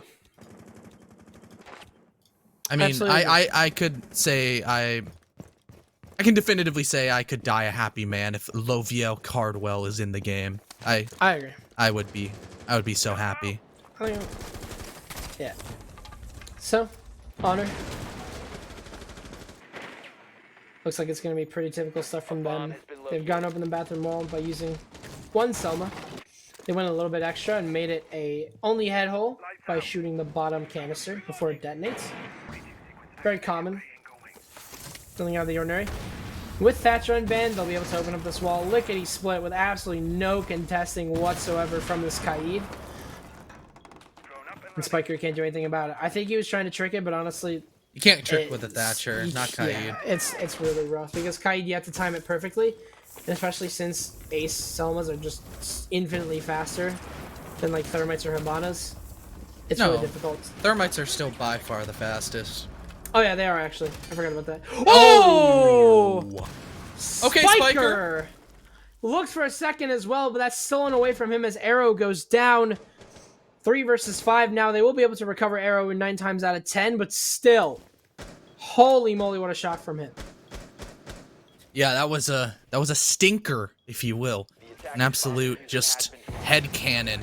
Is now they're without Oreo, and they're without the man that can turn the bomb site into a rave. No more Ying. And the Candelas to supplement the execute are not gonna come through, and neither will Wolfsies as the nades fall. Woods hitting a nice shot all the way through bathroom. But he flew too close to the sun, he got a little bit too overconfident, and Arrow cut him straight down, melted the wings, but Spiker on the plant is gonna be able to melt 2 more! Down goes Pox and Arrow, and it's just Surf left alive. He's gonna get flanked by Og on blue stairs, and Arial Arise hit a great round to answer back from the kind of struggle that we saw in AVG.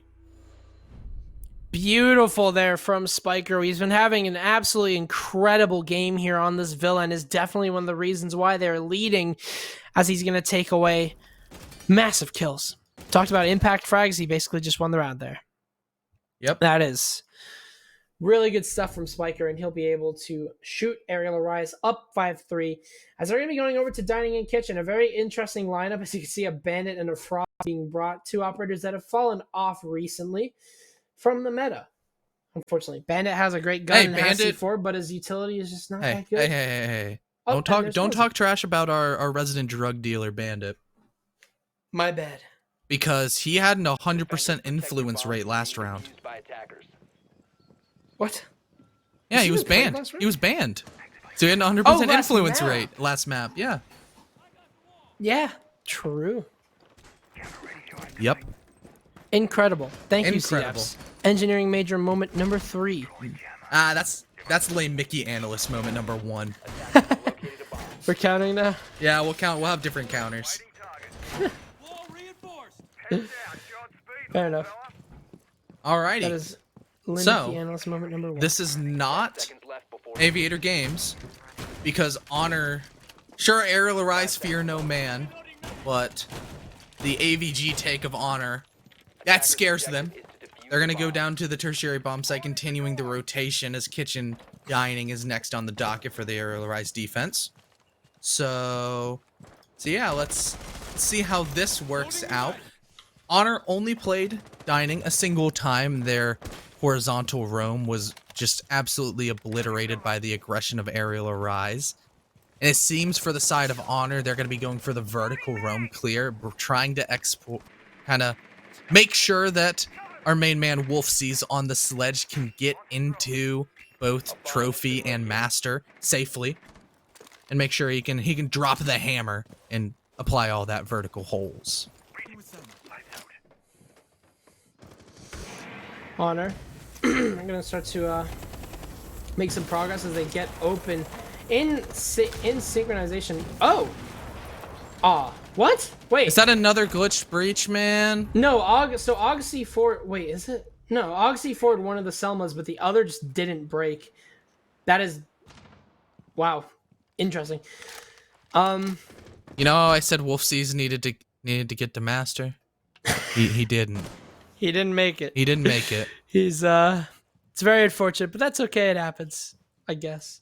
Oh, sir, if he has no idea that there's a player sitting skull door right now, he's gonna bait the drone, but Spiker is so patient right now. He's just waiting. He has no idea, but the drone will get shot, and it'll also spot him, but Dami takes on Surf regardless, so they will get that kill. There's a player sitting inside of bikes, however. That is Arrow who goes down. Oh, and Og with 2! Arrow and Oreo, the Aero duo, both go down. Spiker looking for 1, but Og! 3 with the Deagle. Arial Rise take round number 9. It's gonna be match point. Coastline is looking oh so close. If you were a betting man, I would put your money on Arial Rise right now because it's very likely that we're going to Coast.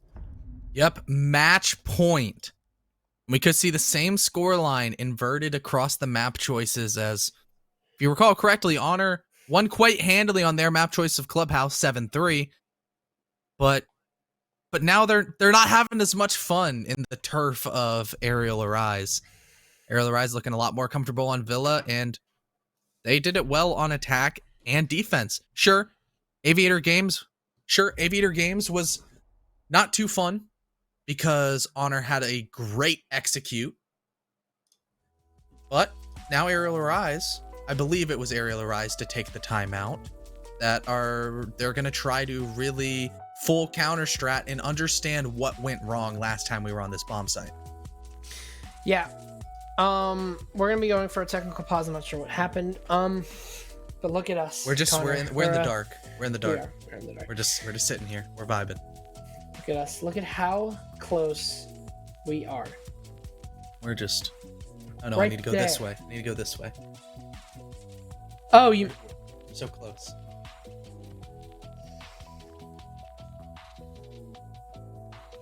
We're close to High match. five. We're close. Other way. High five. You just did that. You just moved to that side. High five. Whatever, man. Take it. Take the high five. I'm trying to make the sound. Yep. Can you tell that don't know how to be on camera? I'm still fasting for Ramadan. I haven't ate yet. Yep. This is pain. It is. I Actually, do feel for you on this one. I should. It's 8. I should be done. Instead, I have him. So, yeah. Honor right now 3-6. It's match point for Arial Arise, and it's looking absolutely great for them. This is the best chance that they've had in a long time to beat Honor, and I'm really surprised right now because honestly, I thought this was going to be a pretty convincing win for Honor. I thought that this was going to be the Challenger League team versus Mystic for the 3rd time, and thank God that that's a possibility of not happening because I don't want to see that game again. I'm sure you don't either, but we're still on map 2. You know, we aren't on map 3 just yet. We aren't on Coastline, although it's very, very likely that we go over to Coastline. Not there just yet. Not there just yet. And Surf on Coastline is a different breed, so I'm excited because I actually missed that game where he dropped 23 because I was very sick and had to miss CL for that day. But hey, we might get it back, which is nice. Could be fun. And it just means a single more round for Arial Arise will send us to the I know it's in Ibiza. I don't know what country Ibiza is in. Protect your bombs from Just- being Ibiza's in used by Spain. attackers. Come on, it man. is in I knew Spain. that. It's in Spain. And that's what I'm in. That's engineer. I'm in moment number Spain 3 minus right the there. S. Put up the counter one more time, Ferme. Oh my God, we still have those counters. We do have the counters. I think Ferme forgot. No, he's been doing it today. He has? Yes. Oh my God, there it is. I forgot we had those. We do have the counter. What is yours? Making fun of somebody. I think. Yeah. You do have the making fun of somebody. You've been making fun of me. Yeah, there it is. I'm still on number 4. I've been making fun of CFs, but you're not a player because you suck. Yeah. And that doesn't go on the tally because he's still not a player. 5 seconds left. Hey, I Just suck used it. to be a collegiate player. That counts. That simply does not count. Earnings check. More Okay, than you man. on Team Aesthetic. What? You don't know that. I do know that you did not make a single dollar prize pool on Team Aesthetic. You don't know that. I do know that. He knows that. I know that. That doesn't even need to be an engineering moment. That's just a common sense moment. So, Honor. So far, what we've been seeing from them is a lack of team play. I think the one round that they took at the very beginning of this half was the round where they just had the team together. Other than that, though, Arial Arise have been able to get away with some really aggressive swings and really aggressive pushes that they shouldn't be. Exhibit A, Spiker is alive and well sitting inside a Master. He has been droned out, however, so his location is known. The ace charges will be shot, however, as unfortunately Spiker gets away with one of those. He has nowhere to go, however. Really good team play there from Arial, or really good team play there from Honor. As they make me eat my words, they take down Spiker, who has been having an absolutely insane series for himself, to be the opening pick for Honor. Yep. Spiker just drops the man. In chat, as Og loses a lot of HP from a dude hitting a fadeaway Kobe style off of the roof. He's on about 50, about halfway there into the death, into the grave, but he's still alive for the time being. Bomb has been located. But maybe not for long, because the man count is into the side of Honor, and we've seen their execute towards Aviator look very, very good.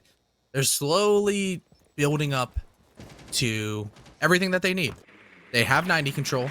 Not quite yet. They're droning it. They know that Adapt is there. He's going to fall off because not a great position to be in. Sometimes very unfun, as evident by the Candelas flying over there. He would be blinder than a bat.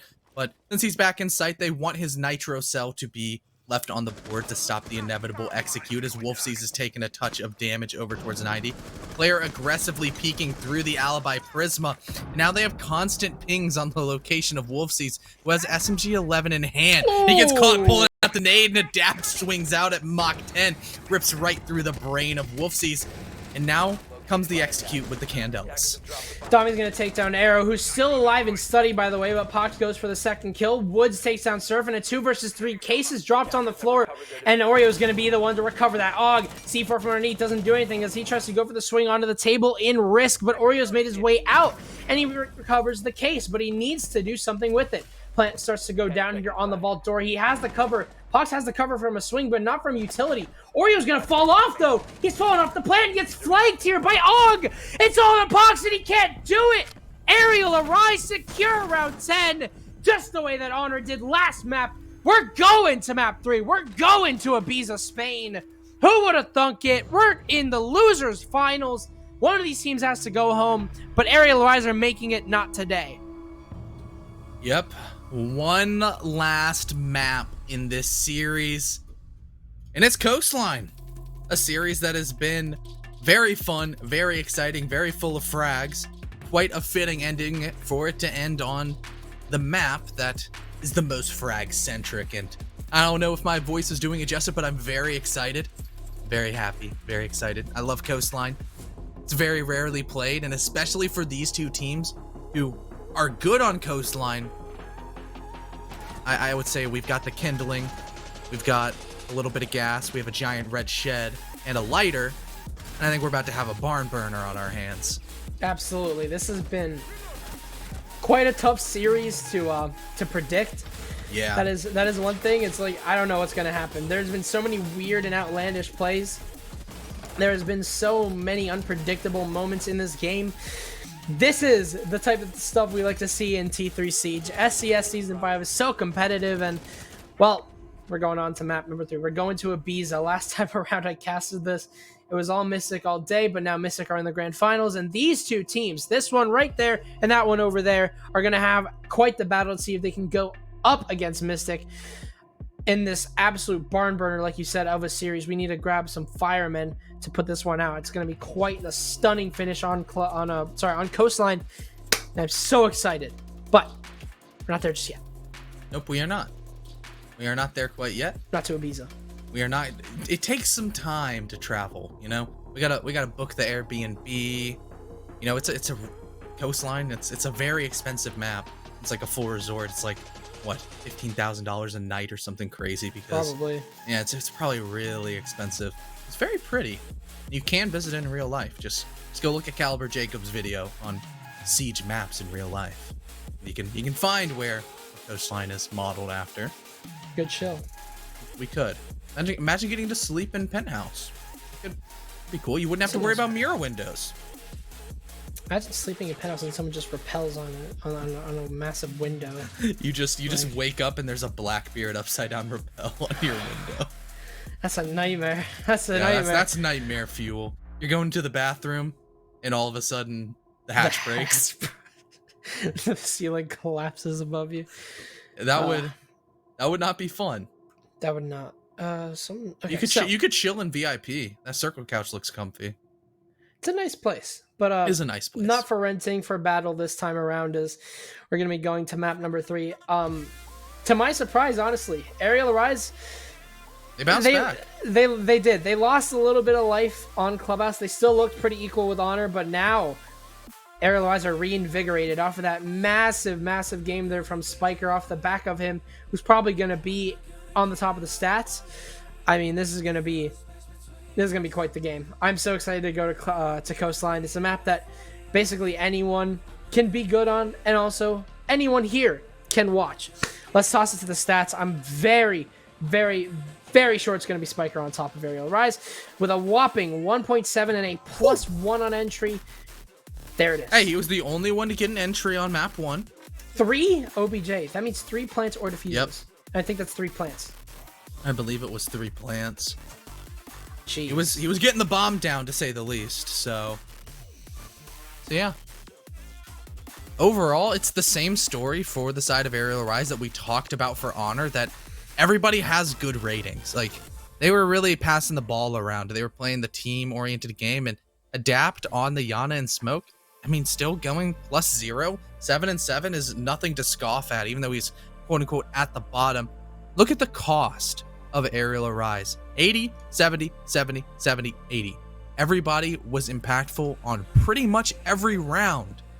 That's what ultimately sent them over the edge, and were able to kind of dominate Honor on their own, on Arial Rise's map choice. They looked more comfortable, they looked better, and they took the round that they deserved and the entire map. Yep. Map has gone in the way of Arial Rise. We are oh so close to concluding this series, but we're not done just yet. Coastline is up next, probably one of the best viewer experiences whenever it comes to maps. Don't go anywhere, or else you'll just be missing a banger of a series, and that's your fault. We'll be back. Me and Connor, we'll be back for map number 3. So excited to bring that to you.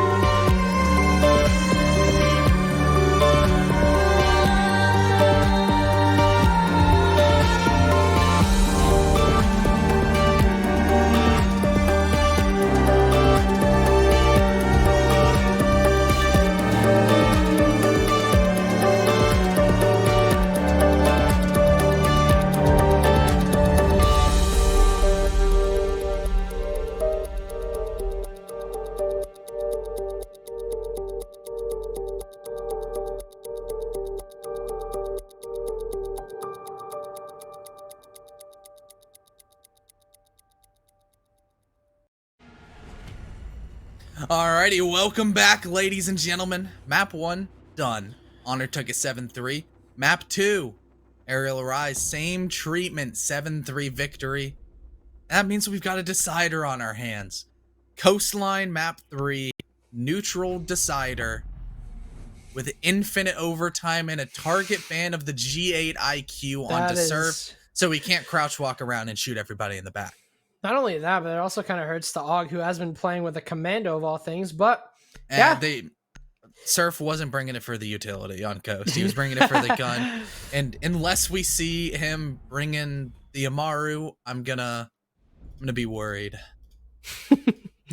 Yeah. So you'll be seeing a Nomad. I think that has basically been permabanned, which means Thatcher's up. Not as influential as it definitely was on Villa and Clubhouse by far. But we've seen some interesting bans. That one not interesting at all. It's Valkyrie. See, you can even see in chat, the guys in Arial Arise are just scared of Surf on a G8, and he just goes, I would be too. I'm gonna go Amaru, and they're like, please no, please no. Amaru does have a G8. You must remember that. G8 Amaru's, with a 2.0 on it. That is also true. I don't use a 2.0. I don't think anyone does. That is really well. I mean, maybe some people do. Maybe. I don't like it. I think Extra it's zoom. really extra. But map number 3. Map bans are complete. This is a dramatic finale. You don't nobody knows who's gonna take this. This is so clue. even. I have Nobody. no clue. You might think that Honor of the Challenger League team and Arial Rise are disbanding, so you would be not. You would definitely not be foolish to believe that Arial Rise could possibly take this, or to Honor could possibly take this, just based off that. But you'd be dead wrong if you didn't say that this was going to be an absolute heater and an unpredictable one at that. Hup, he flashes the Amaru just as a troll pick. Good banter. They probably were like, okay. And he'll go into the Zofia. They need the utility that the soft breachers bring. There's no Ash. Typically you would see Ash and Zofia in conjunction. However, there's a couple more fun operators that Honor are bringing into their side. They're going to have their roam clear bolstered by somebody named Lion that Arrow's bringing. They're going to have nades as well as those flank cams, and then Wolfsey's down below just doing the Great North proud, as the Buck's just going to destroy the entire floor of both hookah and billiards. That's my bold prediction. But then again, I could say that I would have expected Wolfsey's to try to get into master bedroom and apply vertical pressure that way, but then he died.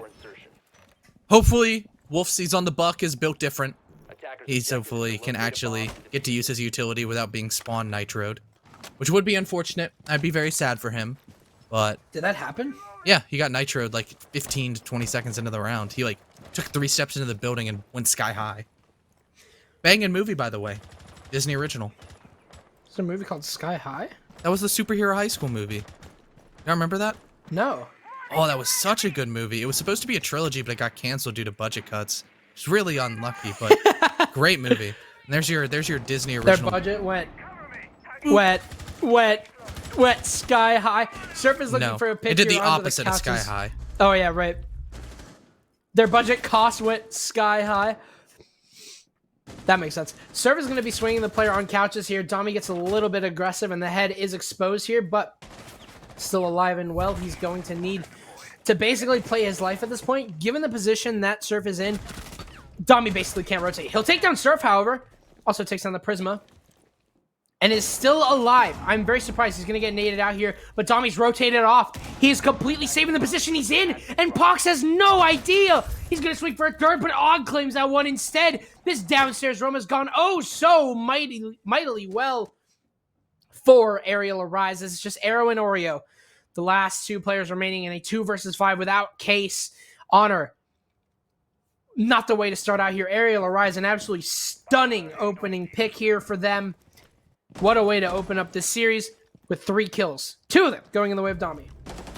Yep. Make that 3 as Oreo will fall at the hands.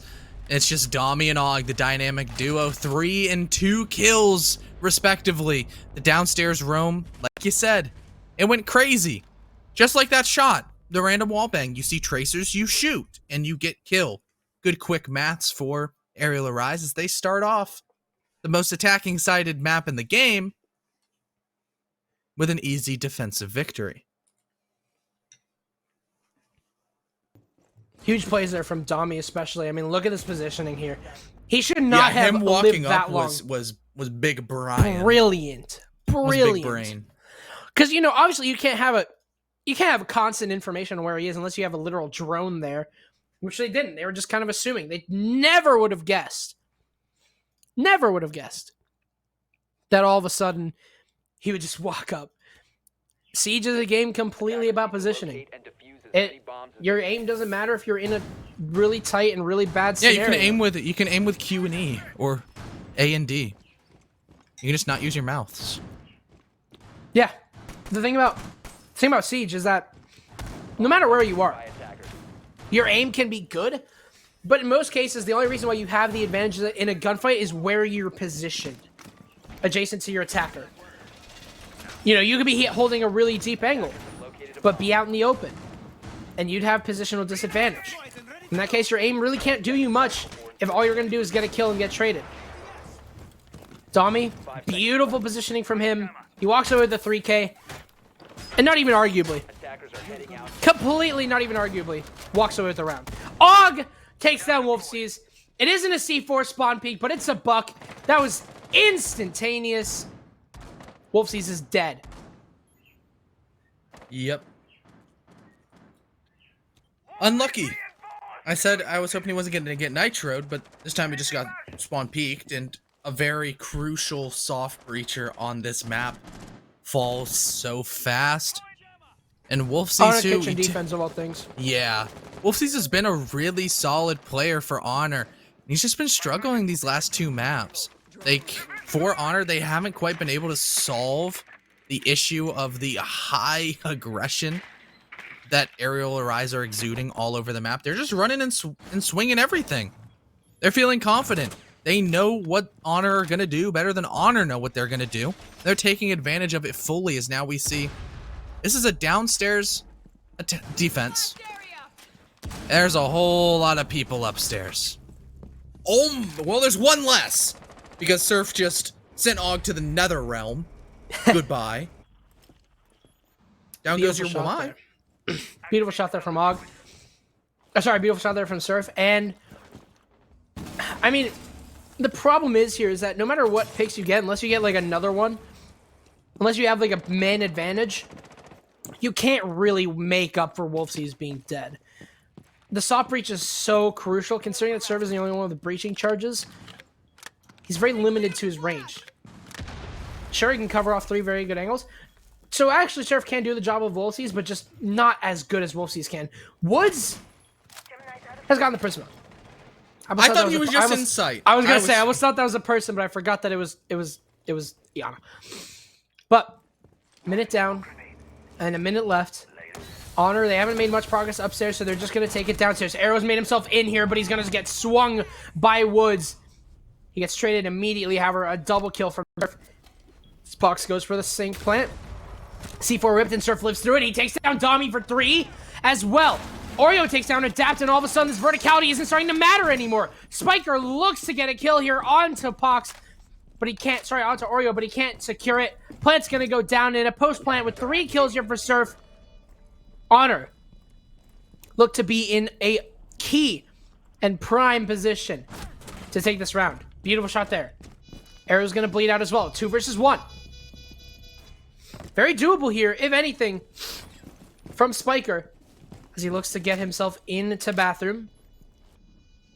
Pox is off. It's only Surf versus Spiker at the moment, but Surf, he's got the swing locked down, and Spiker doesn't realize it. He'll try, and he'll know, but you can't beat Surf. A 4K for Surf. Honor, take this round. I mean, I guess Surf doesn't need the G8 when you have an R4C. So yeah, that's how that one went. Started off strong with that insane shot that caught me off guard. Then he just blitzed into the bomb site and killed everyone. So yeah, Surf doing Surf things. No soft breach, no worries, I guess, for Honor. They don't need them. Nope. Except they probably did. It definitely would have been a little bit more helpful if they had Surf. Or if they had a Wolfsies. Attackers need So to Wolfsies, and defuse bombs. don't get spawn peeked. Thank you. Yes, please. Don't pad Aug's stats. Attackers have discovered the location of a bomb. That was like instant. Yeah. Like that was like 256. That might have been a speed run. I'm actually gonna watch back on the stream and see how long that took. I'll get back to you on that one. Yeah. We can with the feed. It's just about to start, but Blue Bar, hey, that's cool. Arial Rise continuing the rotation, and look, Spiker's gonna be playing a spot. What do you call that spot, Adam? Attackers' objective is to defuse the Where? bomb. Mud. No, Oh, the like where smoke spot. Spiker's playing. Is that right there? That is Pengu. Also smoke spot. It's Pengu. Because Max in chat just says hi, Jazzman, trying to watch the opening. I hate he you. knows. He's too self-aware. I think he's doing stats. British. British moment. 257. Utility meta moment. Not even 256. 257. Oh! Spiker was unlucky. Oh. I forgot that Max is observing today. I thought he was taking a break from observing for today. That's Max why is he a, knows. That's why he knows. Max is a new observer in Rainbow Six. He's good. He's solid. absolutely insane, though. Please give him a follow. I'll actually do that right now at MAXD_R6 on Twitter.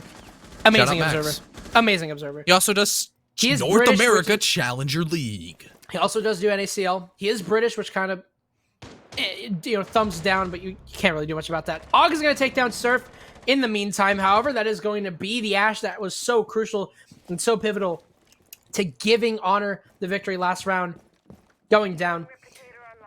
And yeah, off the back of that pick, they're going to rotate off. Site presence. It's going to start to get a little bit heated, especially with Wolfsies being alive. So I would definitely rotate back if I can. He's a single bullet away from death because Spiker used his impacts to throw them out the window and start hitting him. So he's very vulnerable to nitro cells, which Mute does have in the back pocket. That's adapt, and maybe even Aug, if he goes down below, could throw another impact. That'd be funny. I think that'd be really funny. I'm sure Wolfsies wouldn't get a kick out of it, but I would. I'm sure you would as well, Adam. Why would I kick somebody? No, you'd get a kick out of it. From who? From your leg. Why would I kick somebody? Because it'd be funny. Just like if Pox was not a Gemini, that would have been funny and Woods just dies. He might be a Cancer. You never know. I need to No, stop. he could be a Capricorn. I gotta stop with that. Maybe even a Leo. What? Woods. Yep, Woods still left alive. He's gonna be swinging out, and goodbye, Pox. A wonderful shot from the SMG-11, shotgun in hand. He's gonna drop so down Oreo good. as well. 2 headshots for the price of none as the man count swings into the side of Arial Rise's favor. It's just Arrow. It's just Wolfsies. They have 5 HP apiece. Make that none from Arrow as the shotgun will drop him down. Too strong. Knife finishing it off. Woods now swinging, can't get the kill. But Wolfsies frag is wholly impactless. Arial Rise take the lead once again on Coastline defense. This is gonna be a back and forth series if I've ever seen one. Honor not able to secure that round, even though they were able to clear out Pengu. Obviously, that was a pretty easy one at that. That was kind of just like they got rid of it really early on, and I thought that they were gonna be able to turn that into an advantage, but no. Arial Rise instead bounced back off of a massive double kill here from Smoke. So, first of all, amazing from Woods, the support hard breach player. He's been quiet recently, but is still undoubtedly one of the top hard breach players in T3. So shout out to him. Luke Woods. I think his last name is Woods. Yep, it's Luke Woods. Woods is such a cool last name. I'm just going to say that. It is. For such a cool person. I love Shout Luke, out to dude. Woods. Lucas. Used to have the highest rating and oh, what was that league that I didn't get to cast? EPS. EPS. I didn't get to cast it. You had your chance. I guess I had my chance. Alrighty, so now we've seen all 3 of the bomb sites from Arial Arise, and right now, engineering moment number 5, they have a 66.666 repeating win rate so far, which on a map like Coastline is a little bit surprising, but bolstered with how just crazy Og and Dami went downstairs, it's gonna be pretty difficult for Honor to really bounce back. They might have to go for a completely different take, unless they clear Dami and Og a lot better than they did last time.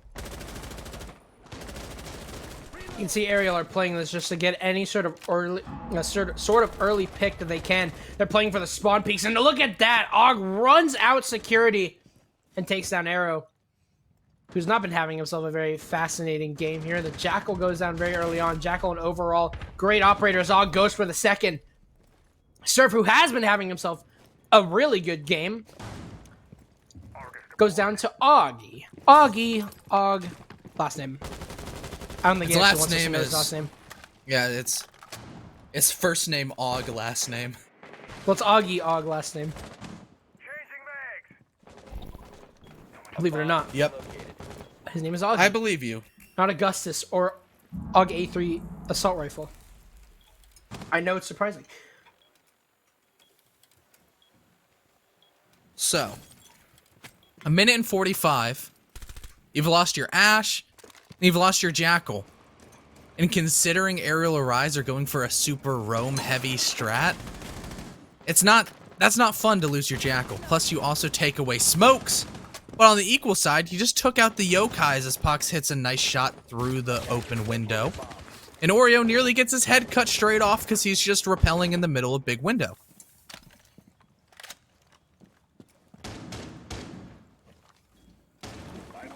Equal man count now.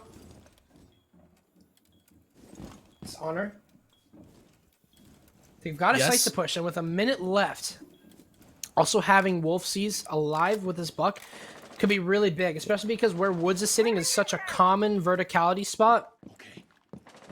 He might get cleared out here soon. And Og, I have something to say about it. There's 3 men here sitting on the Aqua Balk.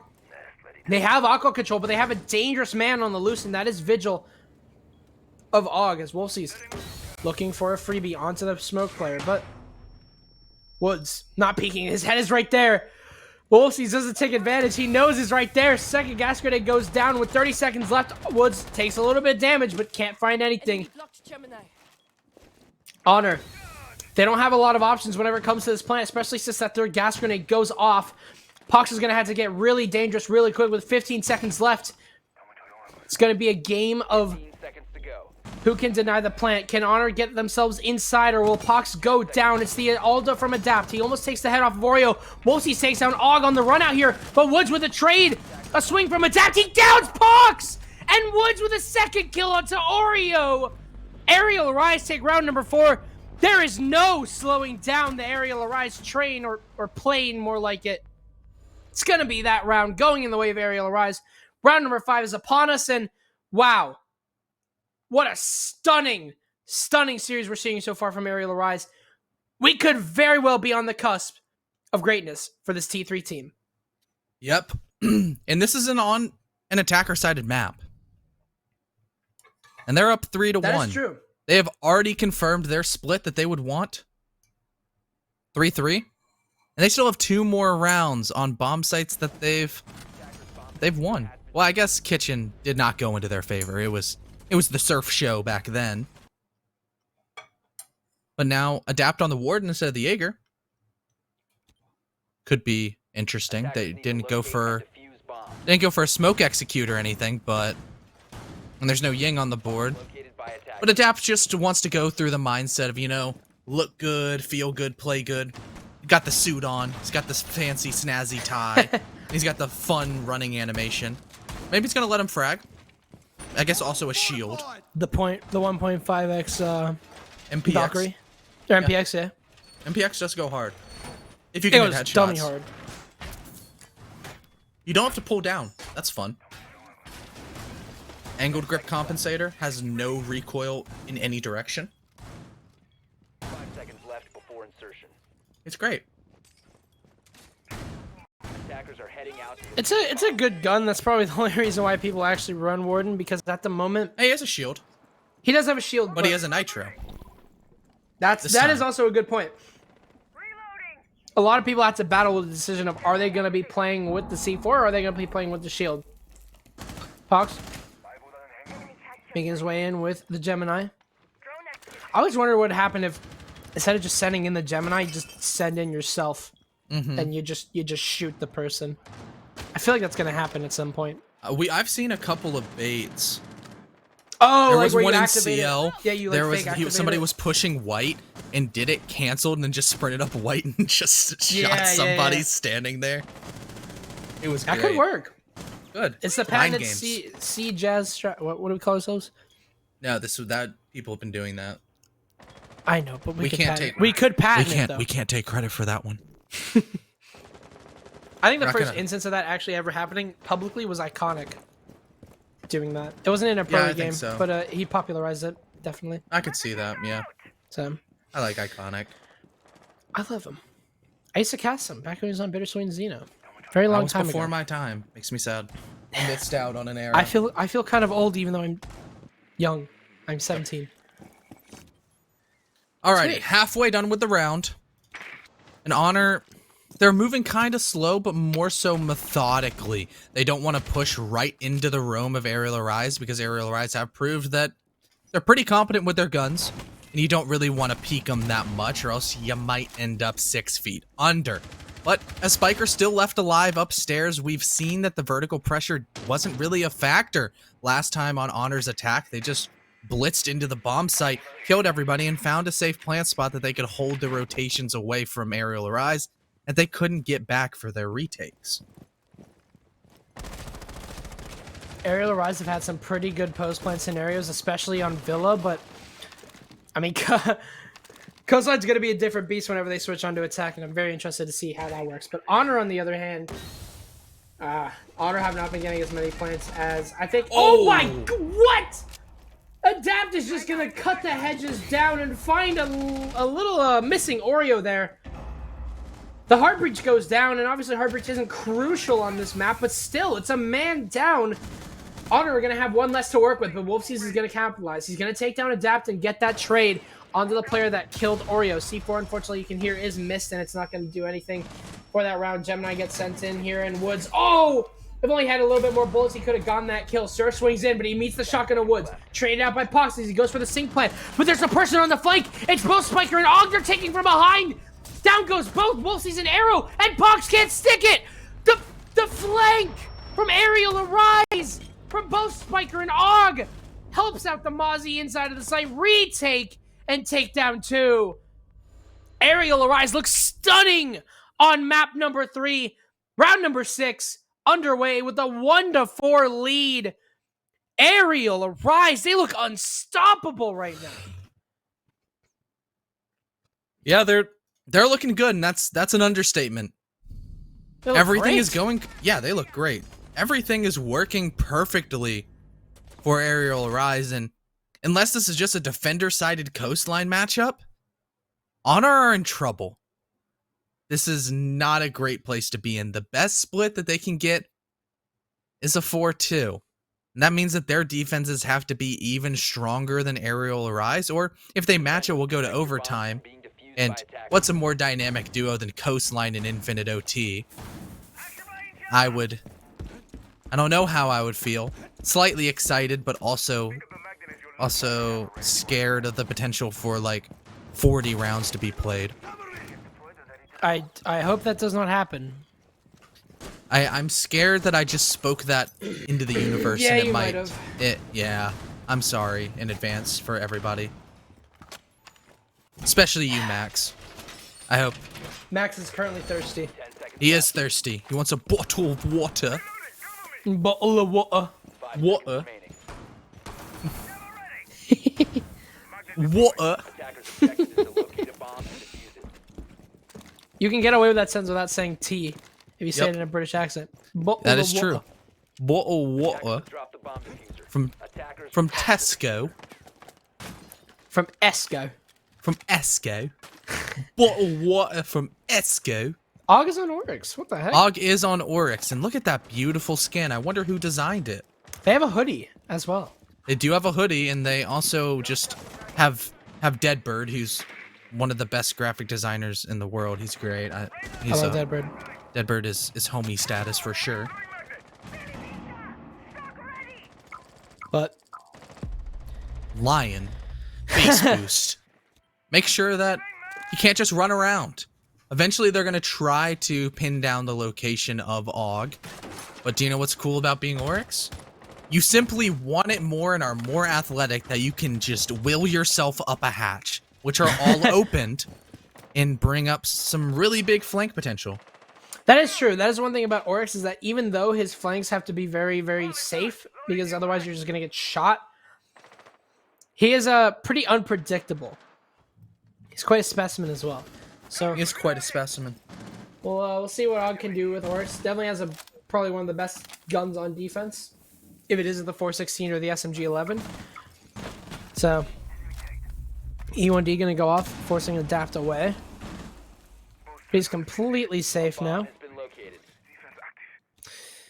It's a pretty slow round here from Honor, but they get what they need to get done as they get the top floor control. But again, that could very much change. Og is on the flank. He is inside of security. Security hatch is open, and he can jump up the hatch if he is risky enough to do so. Or he can just flank up the stairs like a normal human being. Nope. But he is Oryx, so I don't think he will. He's going to jump up the security hatch and go try to hit a lick with Dami, as they could just try to retake upstairs. There's no air jabs because Nomad is banned. It's most likely just going to be flank drones, which might not be watched considering all 5 members of Honor are left alive and are trying to go for the site execute.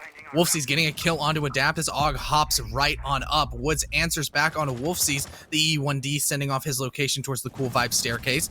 But it doesn't say where Og is, as down goes the Lion of Arrow. Surf scared of the rear, as both Oreo and him will pick up a kill apiece, leaving it just up to Dami and Woods, some of the OG players for this roster, to bear the brunt of Pox, Oreo, and Surf trying to get into the bomb site with only 13 seconds left. More utility going out as the smoke canisters are robbing the vision. Oreo manages to sneak his way onto couch and attempting to get the plant down under the careful cover of the crossfires, but it's Pox to pick up both. Give him the Zofia and he'll show you some frags.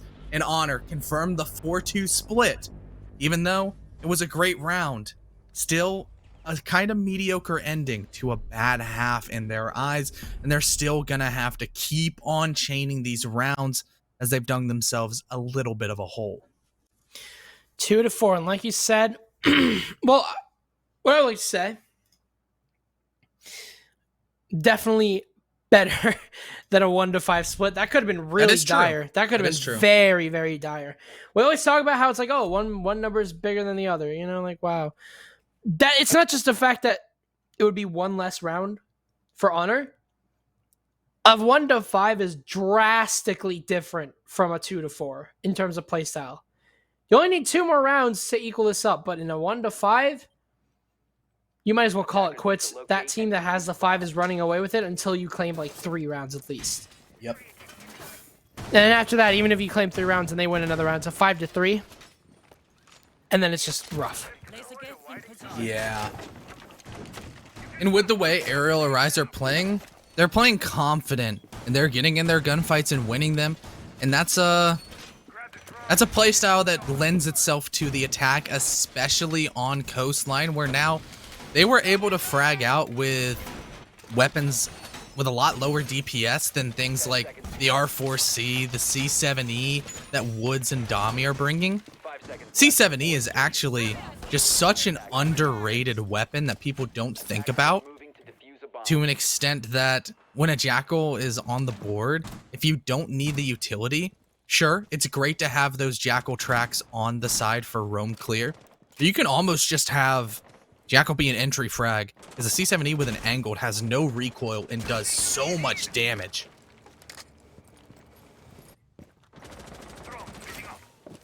Yeah, C70 hits like a truck. Does. Obviously, it's getting nerfed. It's gonna have 25 bullets. What? And it's also losing some DPS and having a bit more recoil, I believe. Oh, is it? It's Oh. getting, I think it's getting a double whammied. I was actually unaware of that. That is also pretty bad. So what that means is that Jackal's not going to be as viable, although Jackal's gadget is still really annoying. Also, Jackal's gadget is not as good as it used to be once it got nerfed, but it's a very minor nerf, and it's still pretty good. Lion has the Gon 6, and I did not know that, but he's going to use the Gon 6, I believe, to clear out an indestructible camera. That's my assumption, at least. Otherwise, he's just Gon 6 a random reinforcement. It was a bulletproof. There it is. Yeah, so far, so equal here. Arial Arise making some quick progress as they get themselves inside of the VIP area. They have nades to work with, and they don't have a Bucks, which means that verticality is going to be a little bit tough. Even if Arial Arise wants to go for it, that is. Because honestly, throughout at least Honor's attacks, we haven't been seeing that a lot. We haven't been seeing a lot of verticality as Og. Looking for a possible kill. He's got one sitting inside a blue bar. That is going to be the Aruni. He'll drone out the Lion, and Lion will make his presence known inside of Courtyard, and we'll rotate away as Surf gets the opening pick. He'll take down Dami, getting rid of the Ash. The opening pick going in the way of Ariel, and it doesn't seem like, or sorry, of Honor, it doesn't seem like they have a response. Yep, they have the Jackal pings on the Aruni, but the Aruni's just going to go back to site to bolster up the anchor game as Pox is feeling a little bit of pressure. And Arrow's taking some damage from the window spiker with these Sam cams, as we love to call them. Has information on the rotates inside of Hookah. That's kind of it. There is a Warden on the board, and it seems like they want to go for a smoke execute. The secondary gadget of Mr. Woods Sosa coming out as a nade flies in. Actually, it hits the back of the Jackal, and that's going to stall them out just a hair as the first Toxic Babes start clipping away as Oreo and start throwing it down. But Woods, speaking of down, is getting the plant down until he dies because Arrow just spams the smoke and kills them. And Spiker's locked out of heaven because there's an Aruni gate. Og gets a shot onto Oreo, but Surf and Pox, the dynamic duo, will finish off Og and Adapt. It's just Spiker in a 1v4, and Pox goes flying out a window with just pristine style. Finishes them off and takes the round for Honor. Honor is starting to bounce back here. It's going to be a 4-3 series, and we don't even, we thought we saw a completely dominant Arial Arise at this point. We thought we saw Arial Arise running away with this series, but no. Honor have woken up. 2 rounds for them now in a row. Really good defense from them. Honestly, I would say either, I don't know if I can call it a good defense or a bad post plant or a bad plant. They kind of attempted to do that through the smoke. Not only do they have a Warden, but they also just got shot. I think it was Woods. Yeah, what it came down to is Honor's defense. The roam game was strong, and then Arial Arise just kind of went, screw the roam. And then all of the roamers got back to site, and there wasn't a whole lot of time for Arial Arise to work with. As soon as those Toxic Babes started coming through with like 20 seconds left, they knew that they could not plant default. So then they went for a Hail Mary play of just crouching behind the pool table, and it just didn't work. It's a common plant spot, obviously, if you don't want to get killed by the smoke babes. But that's one of the reasons why it doesn't work, is that it's just very out in the open. You're relying on a very, very short pool table and a smoke grenade to keep you alive, which can be not the safest post plant. Definitely would rather prefer a metal bomb chassis than I would anything else. But regardless, Honor. Do you remember when the bomb chassis used to have like a mesh you could shoot through, and it was so stupid? I did, and you know what? Sometimes I watch back old footage, and the bomb chassis just looks so skinny. It does. It's really weird. Now we've got Giga Chad bomb chassis. The bomb chassis has worked out quite a bit. As it started lifting. His max is like 385, I think. Yep. That's not even a max. That's just a default 3x12 reps. You think you can lift? That's on supersets too. No break. just pounding it out. 3x12 on 385. for a bomb chassis. Bomb chassis built different. Yeah, I guess. Well, they're quite literally built different now. I think they got a new manufacturer. They just copied the design but made it like bigger. Yeah. They made it Chad. They made it Chad. It's a Chad chassis. The bomb chassis. All right. Yep. I think this bit has outstayed its welcome. 5 versus 5 so far. Surf planning on playing a very aggressive position here. He's got Dami lurking on his luggage, and Dami's been very quiet about this entry, so they might not even know he's here. If Dami plays his cards right, he could find a very good opening kill onto the roamer of Surf, who hasn't been having a crazy series ever since that massive start on Ash, but definitely has been the star player here for Honor on this round, or on this map. Flashbang to burn the ADSs here. Thinking here it's burned, and it will be forfeited. A position gone here. The Gon 6 gonna rip apart the shield, and Arrow's gonna fall back. For the first E1D goes out. Woods will take down Arrow with that one and adapt onto Surf, who thought that he was safe and sound, rotating away with the ERC7, which cannot be detected by Lion, but he simply was not. Beautiful shot there from Pox, and he takes down Adapt. Yeah, I was gonna say, well, Pox can detect that Adapt was pushing him, sent him to an early retirement, but not at the cost of probably 95% of his HP, maybe even more. Somebody could sneeze in Pox's direction, he'll get blown over and blown away. But the man count being into the advantage of the Aerial Rise attackers is an advantage that we cannot undersell, especially as Dami comes in and goes for 2. Pox answers back onto Og, but it's a 1v3 clutch position for the lonesome Mira inside of the bomb site. 3 bodies, all trying to hunt for Pox. It's not going to go into his favor, bar some heroics.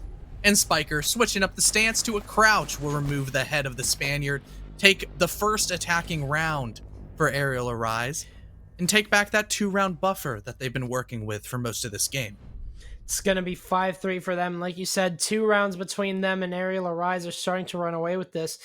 Remember, last 2 maps, as you can see on this handy-dandy graphic created by Ferme, on the top right of your screen, Clubhouse and Villa were both 7-3s. So following this trend of Aerial Arise, well, if they play just like themselves, could be our 3rd and final 7-3. Hey, Honor. Correlation does not mean causation. That is also a very good point. Correlation does not equal causation. It is just 2 different situations with different outcomes and different variables. So, doesn't matter. But just a cool fact. It is a cool fact. If Aerial Rise keep this momentum as they had on Villa, we could be seeing correlation equaling causation. Possibly. Maybe. We'll have to see, though. Because obviously, mayhaps. Possibly. Mayhaps. Because at the same time, Honor are back on Kitchen, and they have a Mira. Last time around, the site didn't go their way, but they're going to try it again. Yep, pretty much the way that Aerial Arise attacked was so much better, especially with their roam clear. But even stronger than their roam clear was their cutoff game. I mean, we saw Surf just running around as the Lion Charge went off, and he thought he was going to get away until there was just somebody sitting on a desk waiting. And that was Adapt. Picked up a nice kill. Sure, he immediately got just obliterated by Pox. Put him on locks, if you will. That's the phrase we're going to use. But other than locks, or Pox, other than Pox on locks, Pox on locks and Surf, all the other members of Honor have been quiet, as opposed to on Aerial Arise, it's only Spiker that's been kind of not fragging. Spiker showed up massive on Villa and basically gave Aerial Arise that series, but yeah, he has taken a quiet step back and has let not the 100% OG, but probably the oldest core of Og, Woods, and Dami lead the helm as Adapt. Opening pick for him, and I'm not sure. I think that was from Lamborghini Doorway. No, that was all the way from White Rappel. That is rough. And even a C4 in head, you could see. Oh, he was going to nitro him. It is very possible that had he lost that gunfight, he would be dead from that C4. Surf, however, gets the opening pick. He looks for a frag, another one, but he gets panicked as Og rushes his way, then gets the refrag. Surf goes down, the only counter to Lion, because there is no mute. Now 3 versus 4 nades, I believe, in the hands. That was a smoke grenade, excuse me, to deny the mirror window. Arrow running across, not a very smart challenge from him. And it's a 2 versus 4. Arial Arise. They look absolutely shocking right now as it's 1-4. Oreo. All alone. He'll take down Adapt. First kill. SMG-11 in hand. Being jackal-tracked. Everything's going his way. Nothing is going his way. But he gets a second. He lands the shots on the spiker. It's only Og and Woods in a 2 versus 1. This could be an absolutely massive clutch if Oreo wins it out. He's got 2 players on half HP and 3 gas grenades to work with, but he's got no idea where the second player is on Woods. He knows now that he's upstairs and will confirm that Og is on the security door. He knows, or sorry, the service door. He knows exactly where 2 of these players are, but obviously both of them can rotate at any given time. Yep, the rotates could be here, but inevitably the execute's gonna come in on the side of service, trying to plant behind that half wall if they can, having the coverage from bathroom, but as the toxic babe canisters go out, they're coming a little bit too early, but time is not in the favor of Oreo. He's fighting for his life. He's already got 2, but he needs 2 more, a quad kill in his favor to save the round, and just try to prevent Arial Arise from going on to match point. Another toxic babe comes out in response to the smoke grenade of the jackal, but he went right past it. He doesn't know if there's people above. He doesn't know exact locations, but now they know that Oreo's inside of kegs. They can try to plant, but at this point, I would probably just go for frags if I'm in Arial Arise's shoes. Another attempted plants. It's baited out, a pre-fire going away as Woods is feeling confident with his gun. He's gonna swing and let it do the talking. Arial Arise win round 9. 6-3 into their favor off of the back of a just monstrous roam clear. And that means for Honor, in the words of Chris Smoove, the OG YouTuber of COD in 2K days, they need a timeout. Absolutely, dude. It's going to be 3-6 here in Honor. I mean, look at that scoreline. It tells the entire story right now. Arial Arise. It went from Honor starting to kind of get those rounds back, 2 rounds in a row, to Arial Arise grabbing control of this game. It's in their hands now. It's 3-6, and yeah, when I was thinking about that, when I was watching that round, I was definitely kind of like holding my breath because like I was too. You know where he is. You could just go and shoot him, but you're gonna try to go for the plan anyway. But no, they played that well. They had the refrag, ready. It's an SMG-11. There's only so much you can do with that, even though it's a very powerful weapon. So, Honor, 3-6 in a scoreline that I, at least, and some of us never thought was going to happen. A Challenger League team currently down 3 rounds against a team that has disbanded. This team, they're a hollow shell of the team that won RSA and CCS. They just aren't the same. They don't even have Axe, who is a really powerful player that they lost. But look at them. They are up against Honor. Second place is looming over them. If they can beat Mystic, it'll be first. But right now, I mean, there's nothing to say, but it's trivial. Round. It's trivial. Wow. I never thought I would see this. Yeah, it's been a good game, and most of the rounds have just come down to 1 or 2 engagements. And for the side of Arial Arise, those engagements are going into their favor more often than it has for Honor. I mean, everybody on the side of Arial Arise are shooting. They're doing well. And that's been the difference maker on a map that's so frag-centric like Coastline. Surprise, surprise, the frags are telling the story. Defenders, protect your bombs from being defused by attackers. Sometimes known as basically team deathmatch. It's a very frag-eccentric, like you said, sort of map, and it can rely heavily on your fragging power. And you can see who's currently doing that? Well, it's 3 members. It's Og, it's Dami, and it's Woods. Woods, even on the hard breach, through all this, has been looking absolutely incredible. He's on Jackal, but he was on Smoke.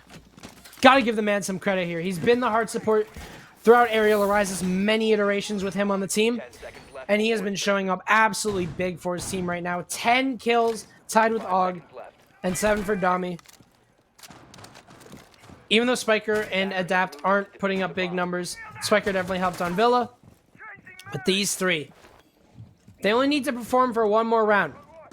That's all they can get. That's all they can need in order to put us at a complete series 2-1 for Arial Arise. But the thing is, their story doesn't end here. If Arial Arise win, they have to play against some former teammates. Whitlock and and Gunner from the old Arial Arise roster. Dami against his old friends. What a story that would be. They also have to play against Rexavy. Ah, Rexavy. Rexavy. Yeah. Ah, Rexavy. That's all I'm gonna... Don't have a lot to say about Rexavy. You can just say his name. He's just Rexavy. You know him. He's Rexavy. And Feltwinter. Feltwinter's a great player. Very underrated. Arial Arise are one step away from completing a full cycle.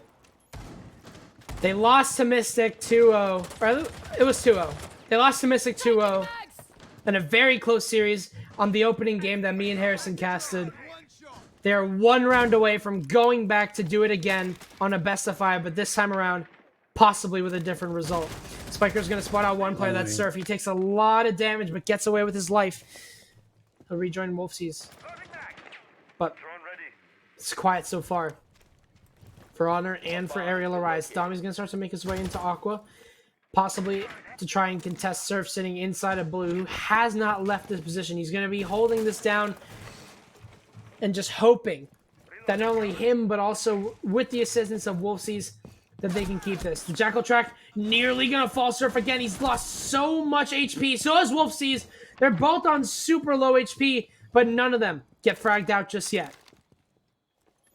Yep, there's 58 seconds left, and look at the control that Arial Arise has. They're denying the Maestro cams, they're cutting off rotations and applying the pressure from down below, as Spiker's going to be dropping all these SAM cams every which way to hold all of the rotations. But with only 40 seconds left on the clock, it's going to be Oreo, the difference maker of this round, tossing the first Toxic Babe over towards the default plant location. He can pop it at any given moment, and that's going to make Arial Arise have to go for a different game plan. They've wasted too much time stalling inside of Aqua, but it's probably going to be the Candelas of Og that could really swing things into their favor. One going through the drone hole, as Og's also going to throw one through the rotate hole, and he misses the smoke. Surf down below, able to get the Nitro, as Og's going to be the one taking the plant, but he's getting hit by the Maestro cam. He might not be able to get it off, but no! He just decides to move to another location. Dami's able to take out Oreo. That goes down goes the smoke player. The player on the double repel going absolutely massive. But the time is the final factor. They killed the planter. Honor in a hectic execute. Able to finish it off with the hands of an impact nade. Even though that Maestro downed himself, he was able to down a very key player, and that was the planter. Round 10 last time on not only Villa, but also Clubhouse was where we ended off. And it was looking like that was going to happen again, but Honor, they stave away. They're still alive with one round going their way. They only need 2 rounds, and we'll be going to Infinite OT. Oh, no. We still aren't there just yet. We are still in a moment where nobody knows what's going to happen. But Arial Arise, at the moment at least, they look stunning. Just a rough post plant, or just a rough plant in general. Utility went their way and they couldn't get it. Yeah, they needed to get a little bit more aggressive earlier, because those Toxic Babes just, as soon as the 30-second hits, you cannot plant default. There's nothing you can do. You just have to go for frags at that point. Dami was able to get a couple of them on the double window. The strong repel from the Zofia. But with the plethora of utility that Honor had at their disposal, there was just nothing Arial Arise could do. They were sitting ducks, the Nitro cells, Toxic Babe canisters, Maestro cams, even impact nades just flying all over the place. They couldn't get a plant, and that's the name of the game. When the clock strikes 0, it goes to the side of the defenders, and Honor are always going to welcome any points onto their side.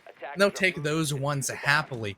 But now they transition to a bomb site that they did not have that much fun on last time around. Blue bar.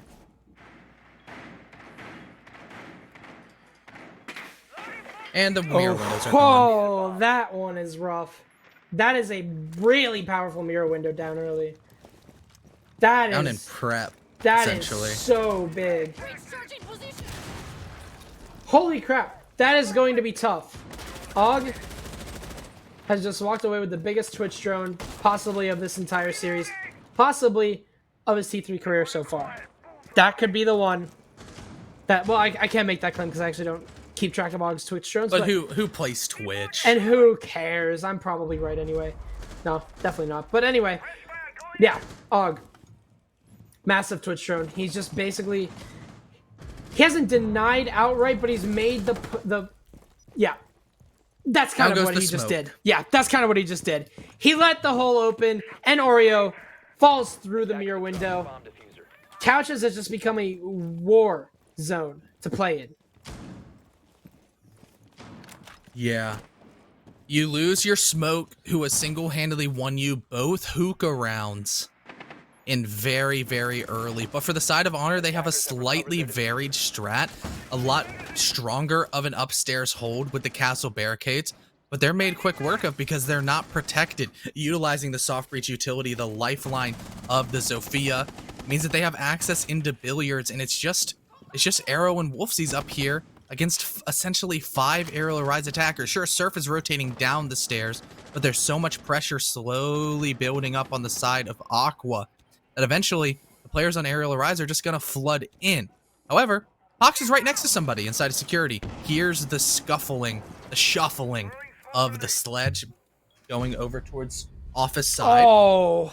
And Arrow just gets obliterated by Adapt. Another shot coming in. Wolfsies falls at the hands of Spiker, but Surf answers back onto the DB&O for Adapt. Oh, you're gonna get the refrag. It's just a 1v5 situation. It's Surf against the world. Arial Arise almost on a victory lap. One more kill will send them to the grand finals. A rematch of the first week against Mystic. And the ticket has now been punched. Og finishing it off, starting strong with the Twitch drone, ending strong with the Twitch gun. Good game to Arial Arise. The shock that is running down my face right now is immeasurable. Dami and crew. A team disbanded, a legacy far buried underground, and 5 players left standing. Arial Arise. They do the unthinkable. First it's aggro, now it's Honor Esports. They submit themselves into the grand finals of yet another T3 league. This could be 3. It could be the trifecta. They've won CCS. They've won RSA, but they have yet to win SCS.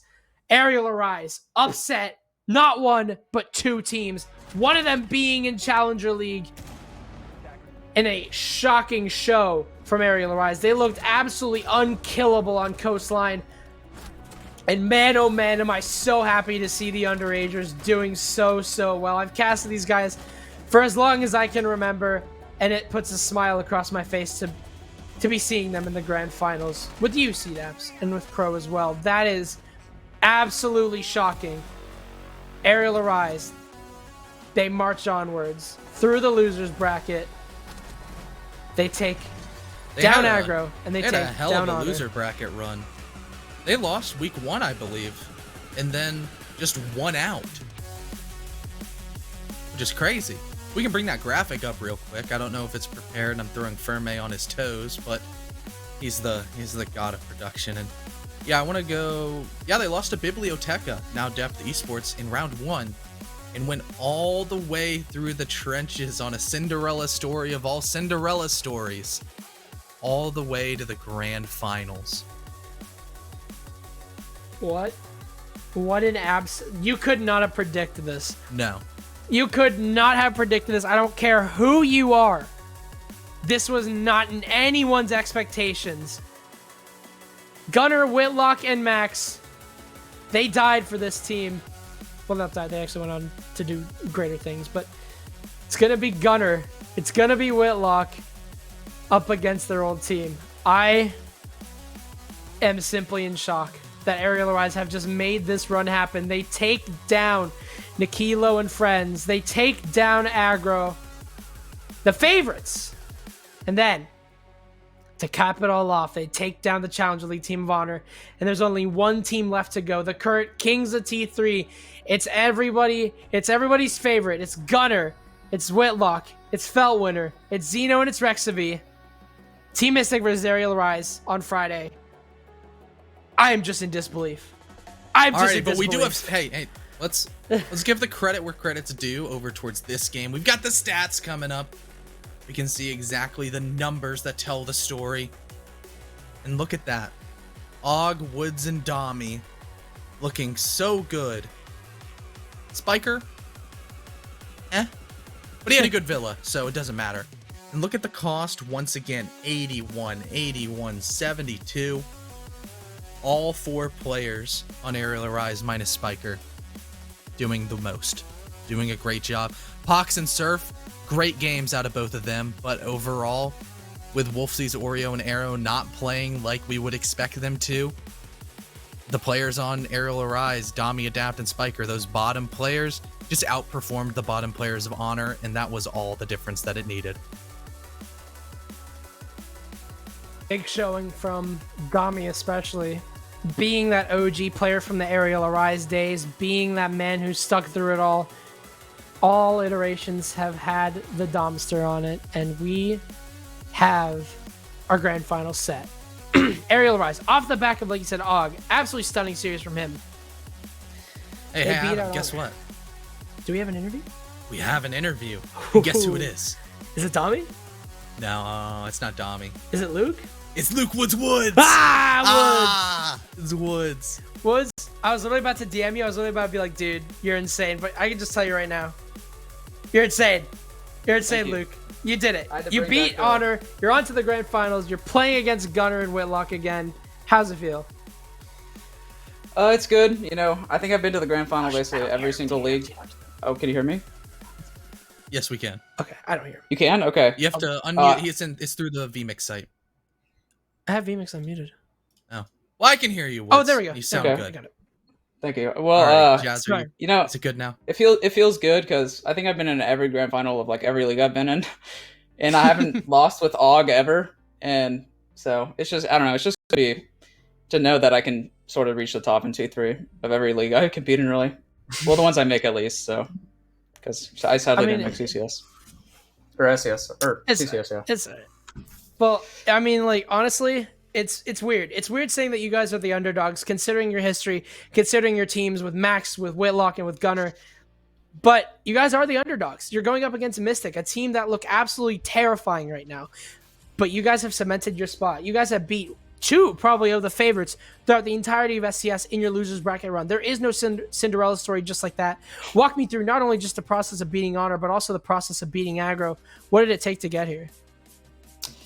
The first step was for us to stop scrimming. That was a really big step because we were horrendous when we were trying to play structure without an IGL. Because after Wings left, it kind of just all fell apart.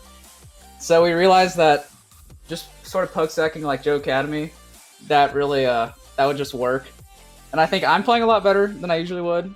And I think everyone just vibing more because without structure and without expectations, you really have nothing to shake for. So yeah, but it's interesting playing Aggro and Honor because I think they're 2 different teams. Because versus Aggro, they're way more aggressive, and we just had to sort of counter that. And then Honor, we were sort of the Aggro, where we just played super aggressive and sort of non-structured. So we just took different approaches based on how we thought we would play and how we played them in the past. Because we lost to Honor in the NSG tournament, sadly, on like the same maps basically. So I mean, there's a revenge tour. I mean, I think I actually messaged Dami. I said, "Let's go," and he said, "Dami revenge tour." like he is ready for this one. But yeah, Honor a very structured team. You definitely kind of threw them off the wheels. You didn't, beat the bricks off or britches off them. Didn't really expect too much from you, but you guys did it. I mean, honestly, I voted for Honor. I'm sorry, I'll never do that again. I'll never doubt you. You're literally a superhero. But other than that, I mean, Connor, any questions for the man? I mean, so you already gave us a little bit of an insight on how you prepped for Aggro and Honor, or lack thereof. Is it going to be the same story for Mystic? I know you guys probably have a lot bigger of a grudge match against that roster. Tomorrow we might try and go over like just sort of how to play maps, like not like dry run any strats or anything, just sort of go over how to play them. Play the game.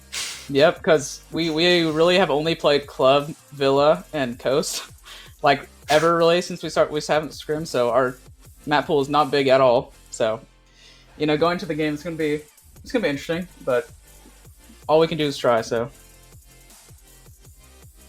Alright, and I guess to close it out, we'll just hand you an open mic, and if you want to thank anybody, shout anybody out, ball's in your court. But honestly, just shout out Rusty because he's probably the most supportive Oregoner I think I've ever had. He every day, yeah, every day when we were scrimming, when we were just not scrimming, he would DM me, checking up on all of us. I mean, I don't know. That's really all I have to say. And of course, anyone who supported us, and I know a lot of people haven't because they think we're horrible now for some reason. But I think those days are over with us not scrimming. Pug stacking is just the goat in T3. So, yeah. But Alrighty. Thank you, Woods. Luke, it's been a pleasure. It's always a pleasure talking to you. I know we DM sometimes, but like, you made it, dude. This is time. And Dami DM me saying that you guys are going to win and to bet on you. I hope you share the same sentiment. Enjoy Thursday off, but Friday, it's game time. Yep. So, good luck. Alrighty, and Thank you. that's it. Jazz, we're done. I'm done. You are done. It's been a pleasure. Oh, we have full game stat. We have all of them combined. Perfect. Woods, great game. Hog, Holy. great game. Dami and Spiker, solid game. Adapt, not too shabby. Wow. What a story this was. What an absolute story it is for Arial Arise. All of them showing up big. I would say, you know, even though Adapt was 0.94 and Woods was 0.11 or 1.15, that's pretty even. That's like a 1 average. That's pretty good. Maybe like a 1.03 or something. But that's pretty good for Arial Arise. And big game here from Woods. He's definitely been the quiet one recently, but today he just blew us all out I think of you the actually water. nailed it on the head. It's just a mount. It's about like a 1.03. Yeah. Engineer and major moment number 6 for me though. So, Yeah, you can have that one. let's go. So Surf, obviously big numbers from him. He usually does that. That's his thing. But man, what a story it is. The Kings of T3 going up against what is arguably the best team right now in T3. It's going to be Mystic versus Arial. It's going to be a bloodbath, but it's not for me to cast. It's for Mr. Me and Crow. Mr. Le Challenge Desk and Mr. Le Challenge Caster to enjoy that one. But this has been me for SCS. I'm done here. It's been a pleasure. Ferme, I love you, man. You're insane. It's been a pleasure working with you. But you and Connor, or you and Crow, enjoy the grand finals. That's it for us today. It's been a pleasure casting with both you and Crow. We'll see you guys on Friday for probably one of the most long-awaited T3 endings ever. SCS Season 5 Grand Finals between Mystic and Arial Arise. Make sure to be there.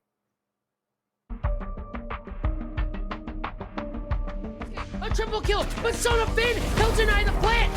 Easy super kill. Oh my god! Son of Finn will find more! 7 seconds left, they gotta pick up the diffuser, but Dami lines up both! Dami with the 1v3! Device, misses shots, he's gonna have to go for the Oh, he pushes Dylan! on through! Dylan is better! Round 2, and there's another as Tyrant is finished off, and they all line up for Bone!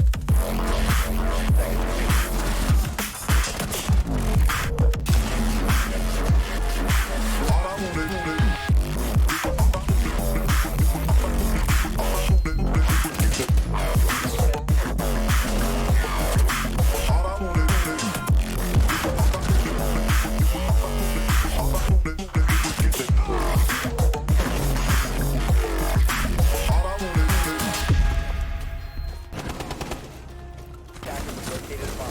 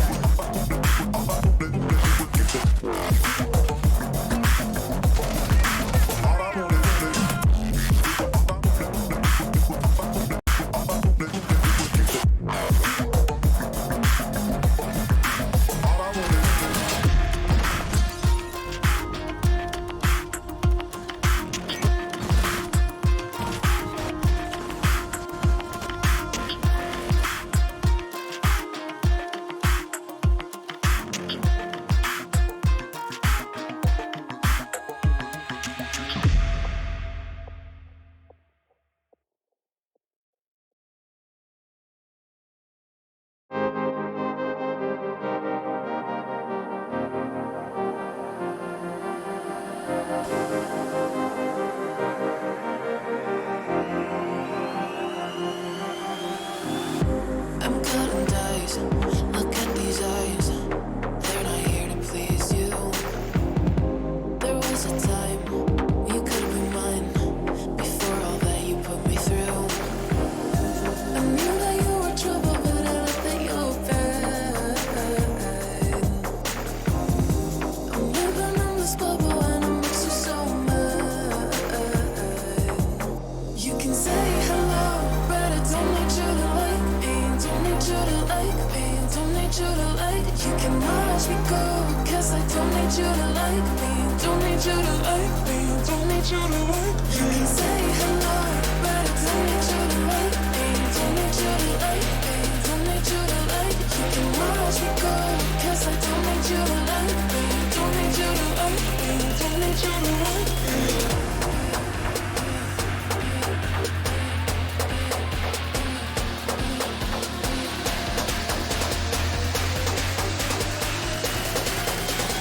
Don't need you to like.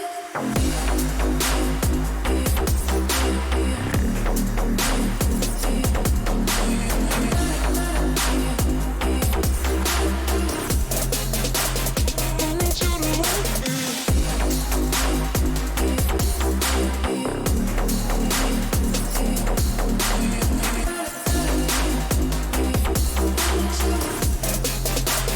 Don't need you to like. You can say hello, but I don't need you to like me. Don't need you to like me. Don't need you to like. You can watch me go, 'cause I don't need you to like me. Don't need you to like me. Don't need you to like. You can say hello, but I don't need you to like me. Don't need you to like me. Don't need you to like. You can watch me go,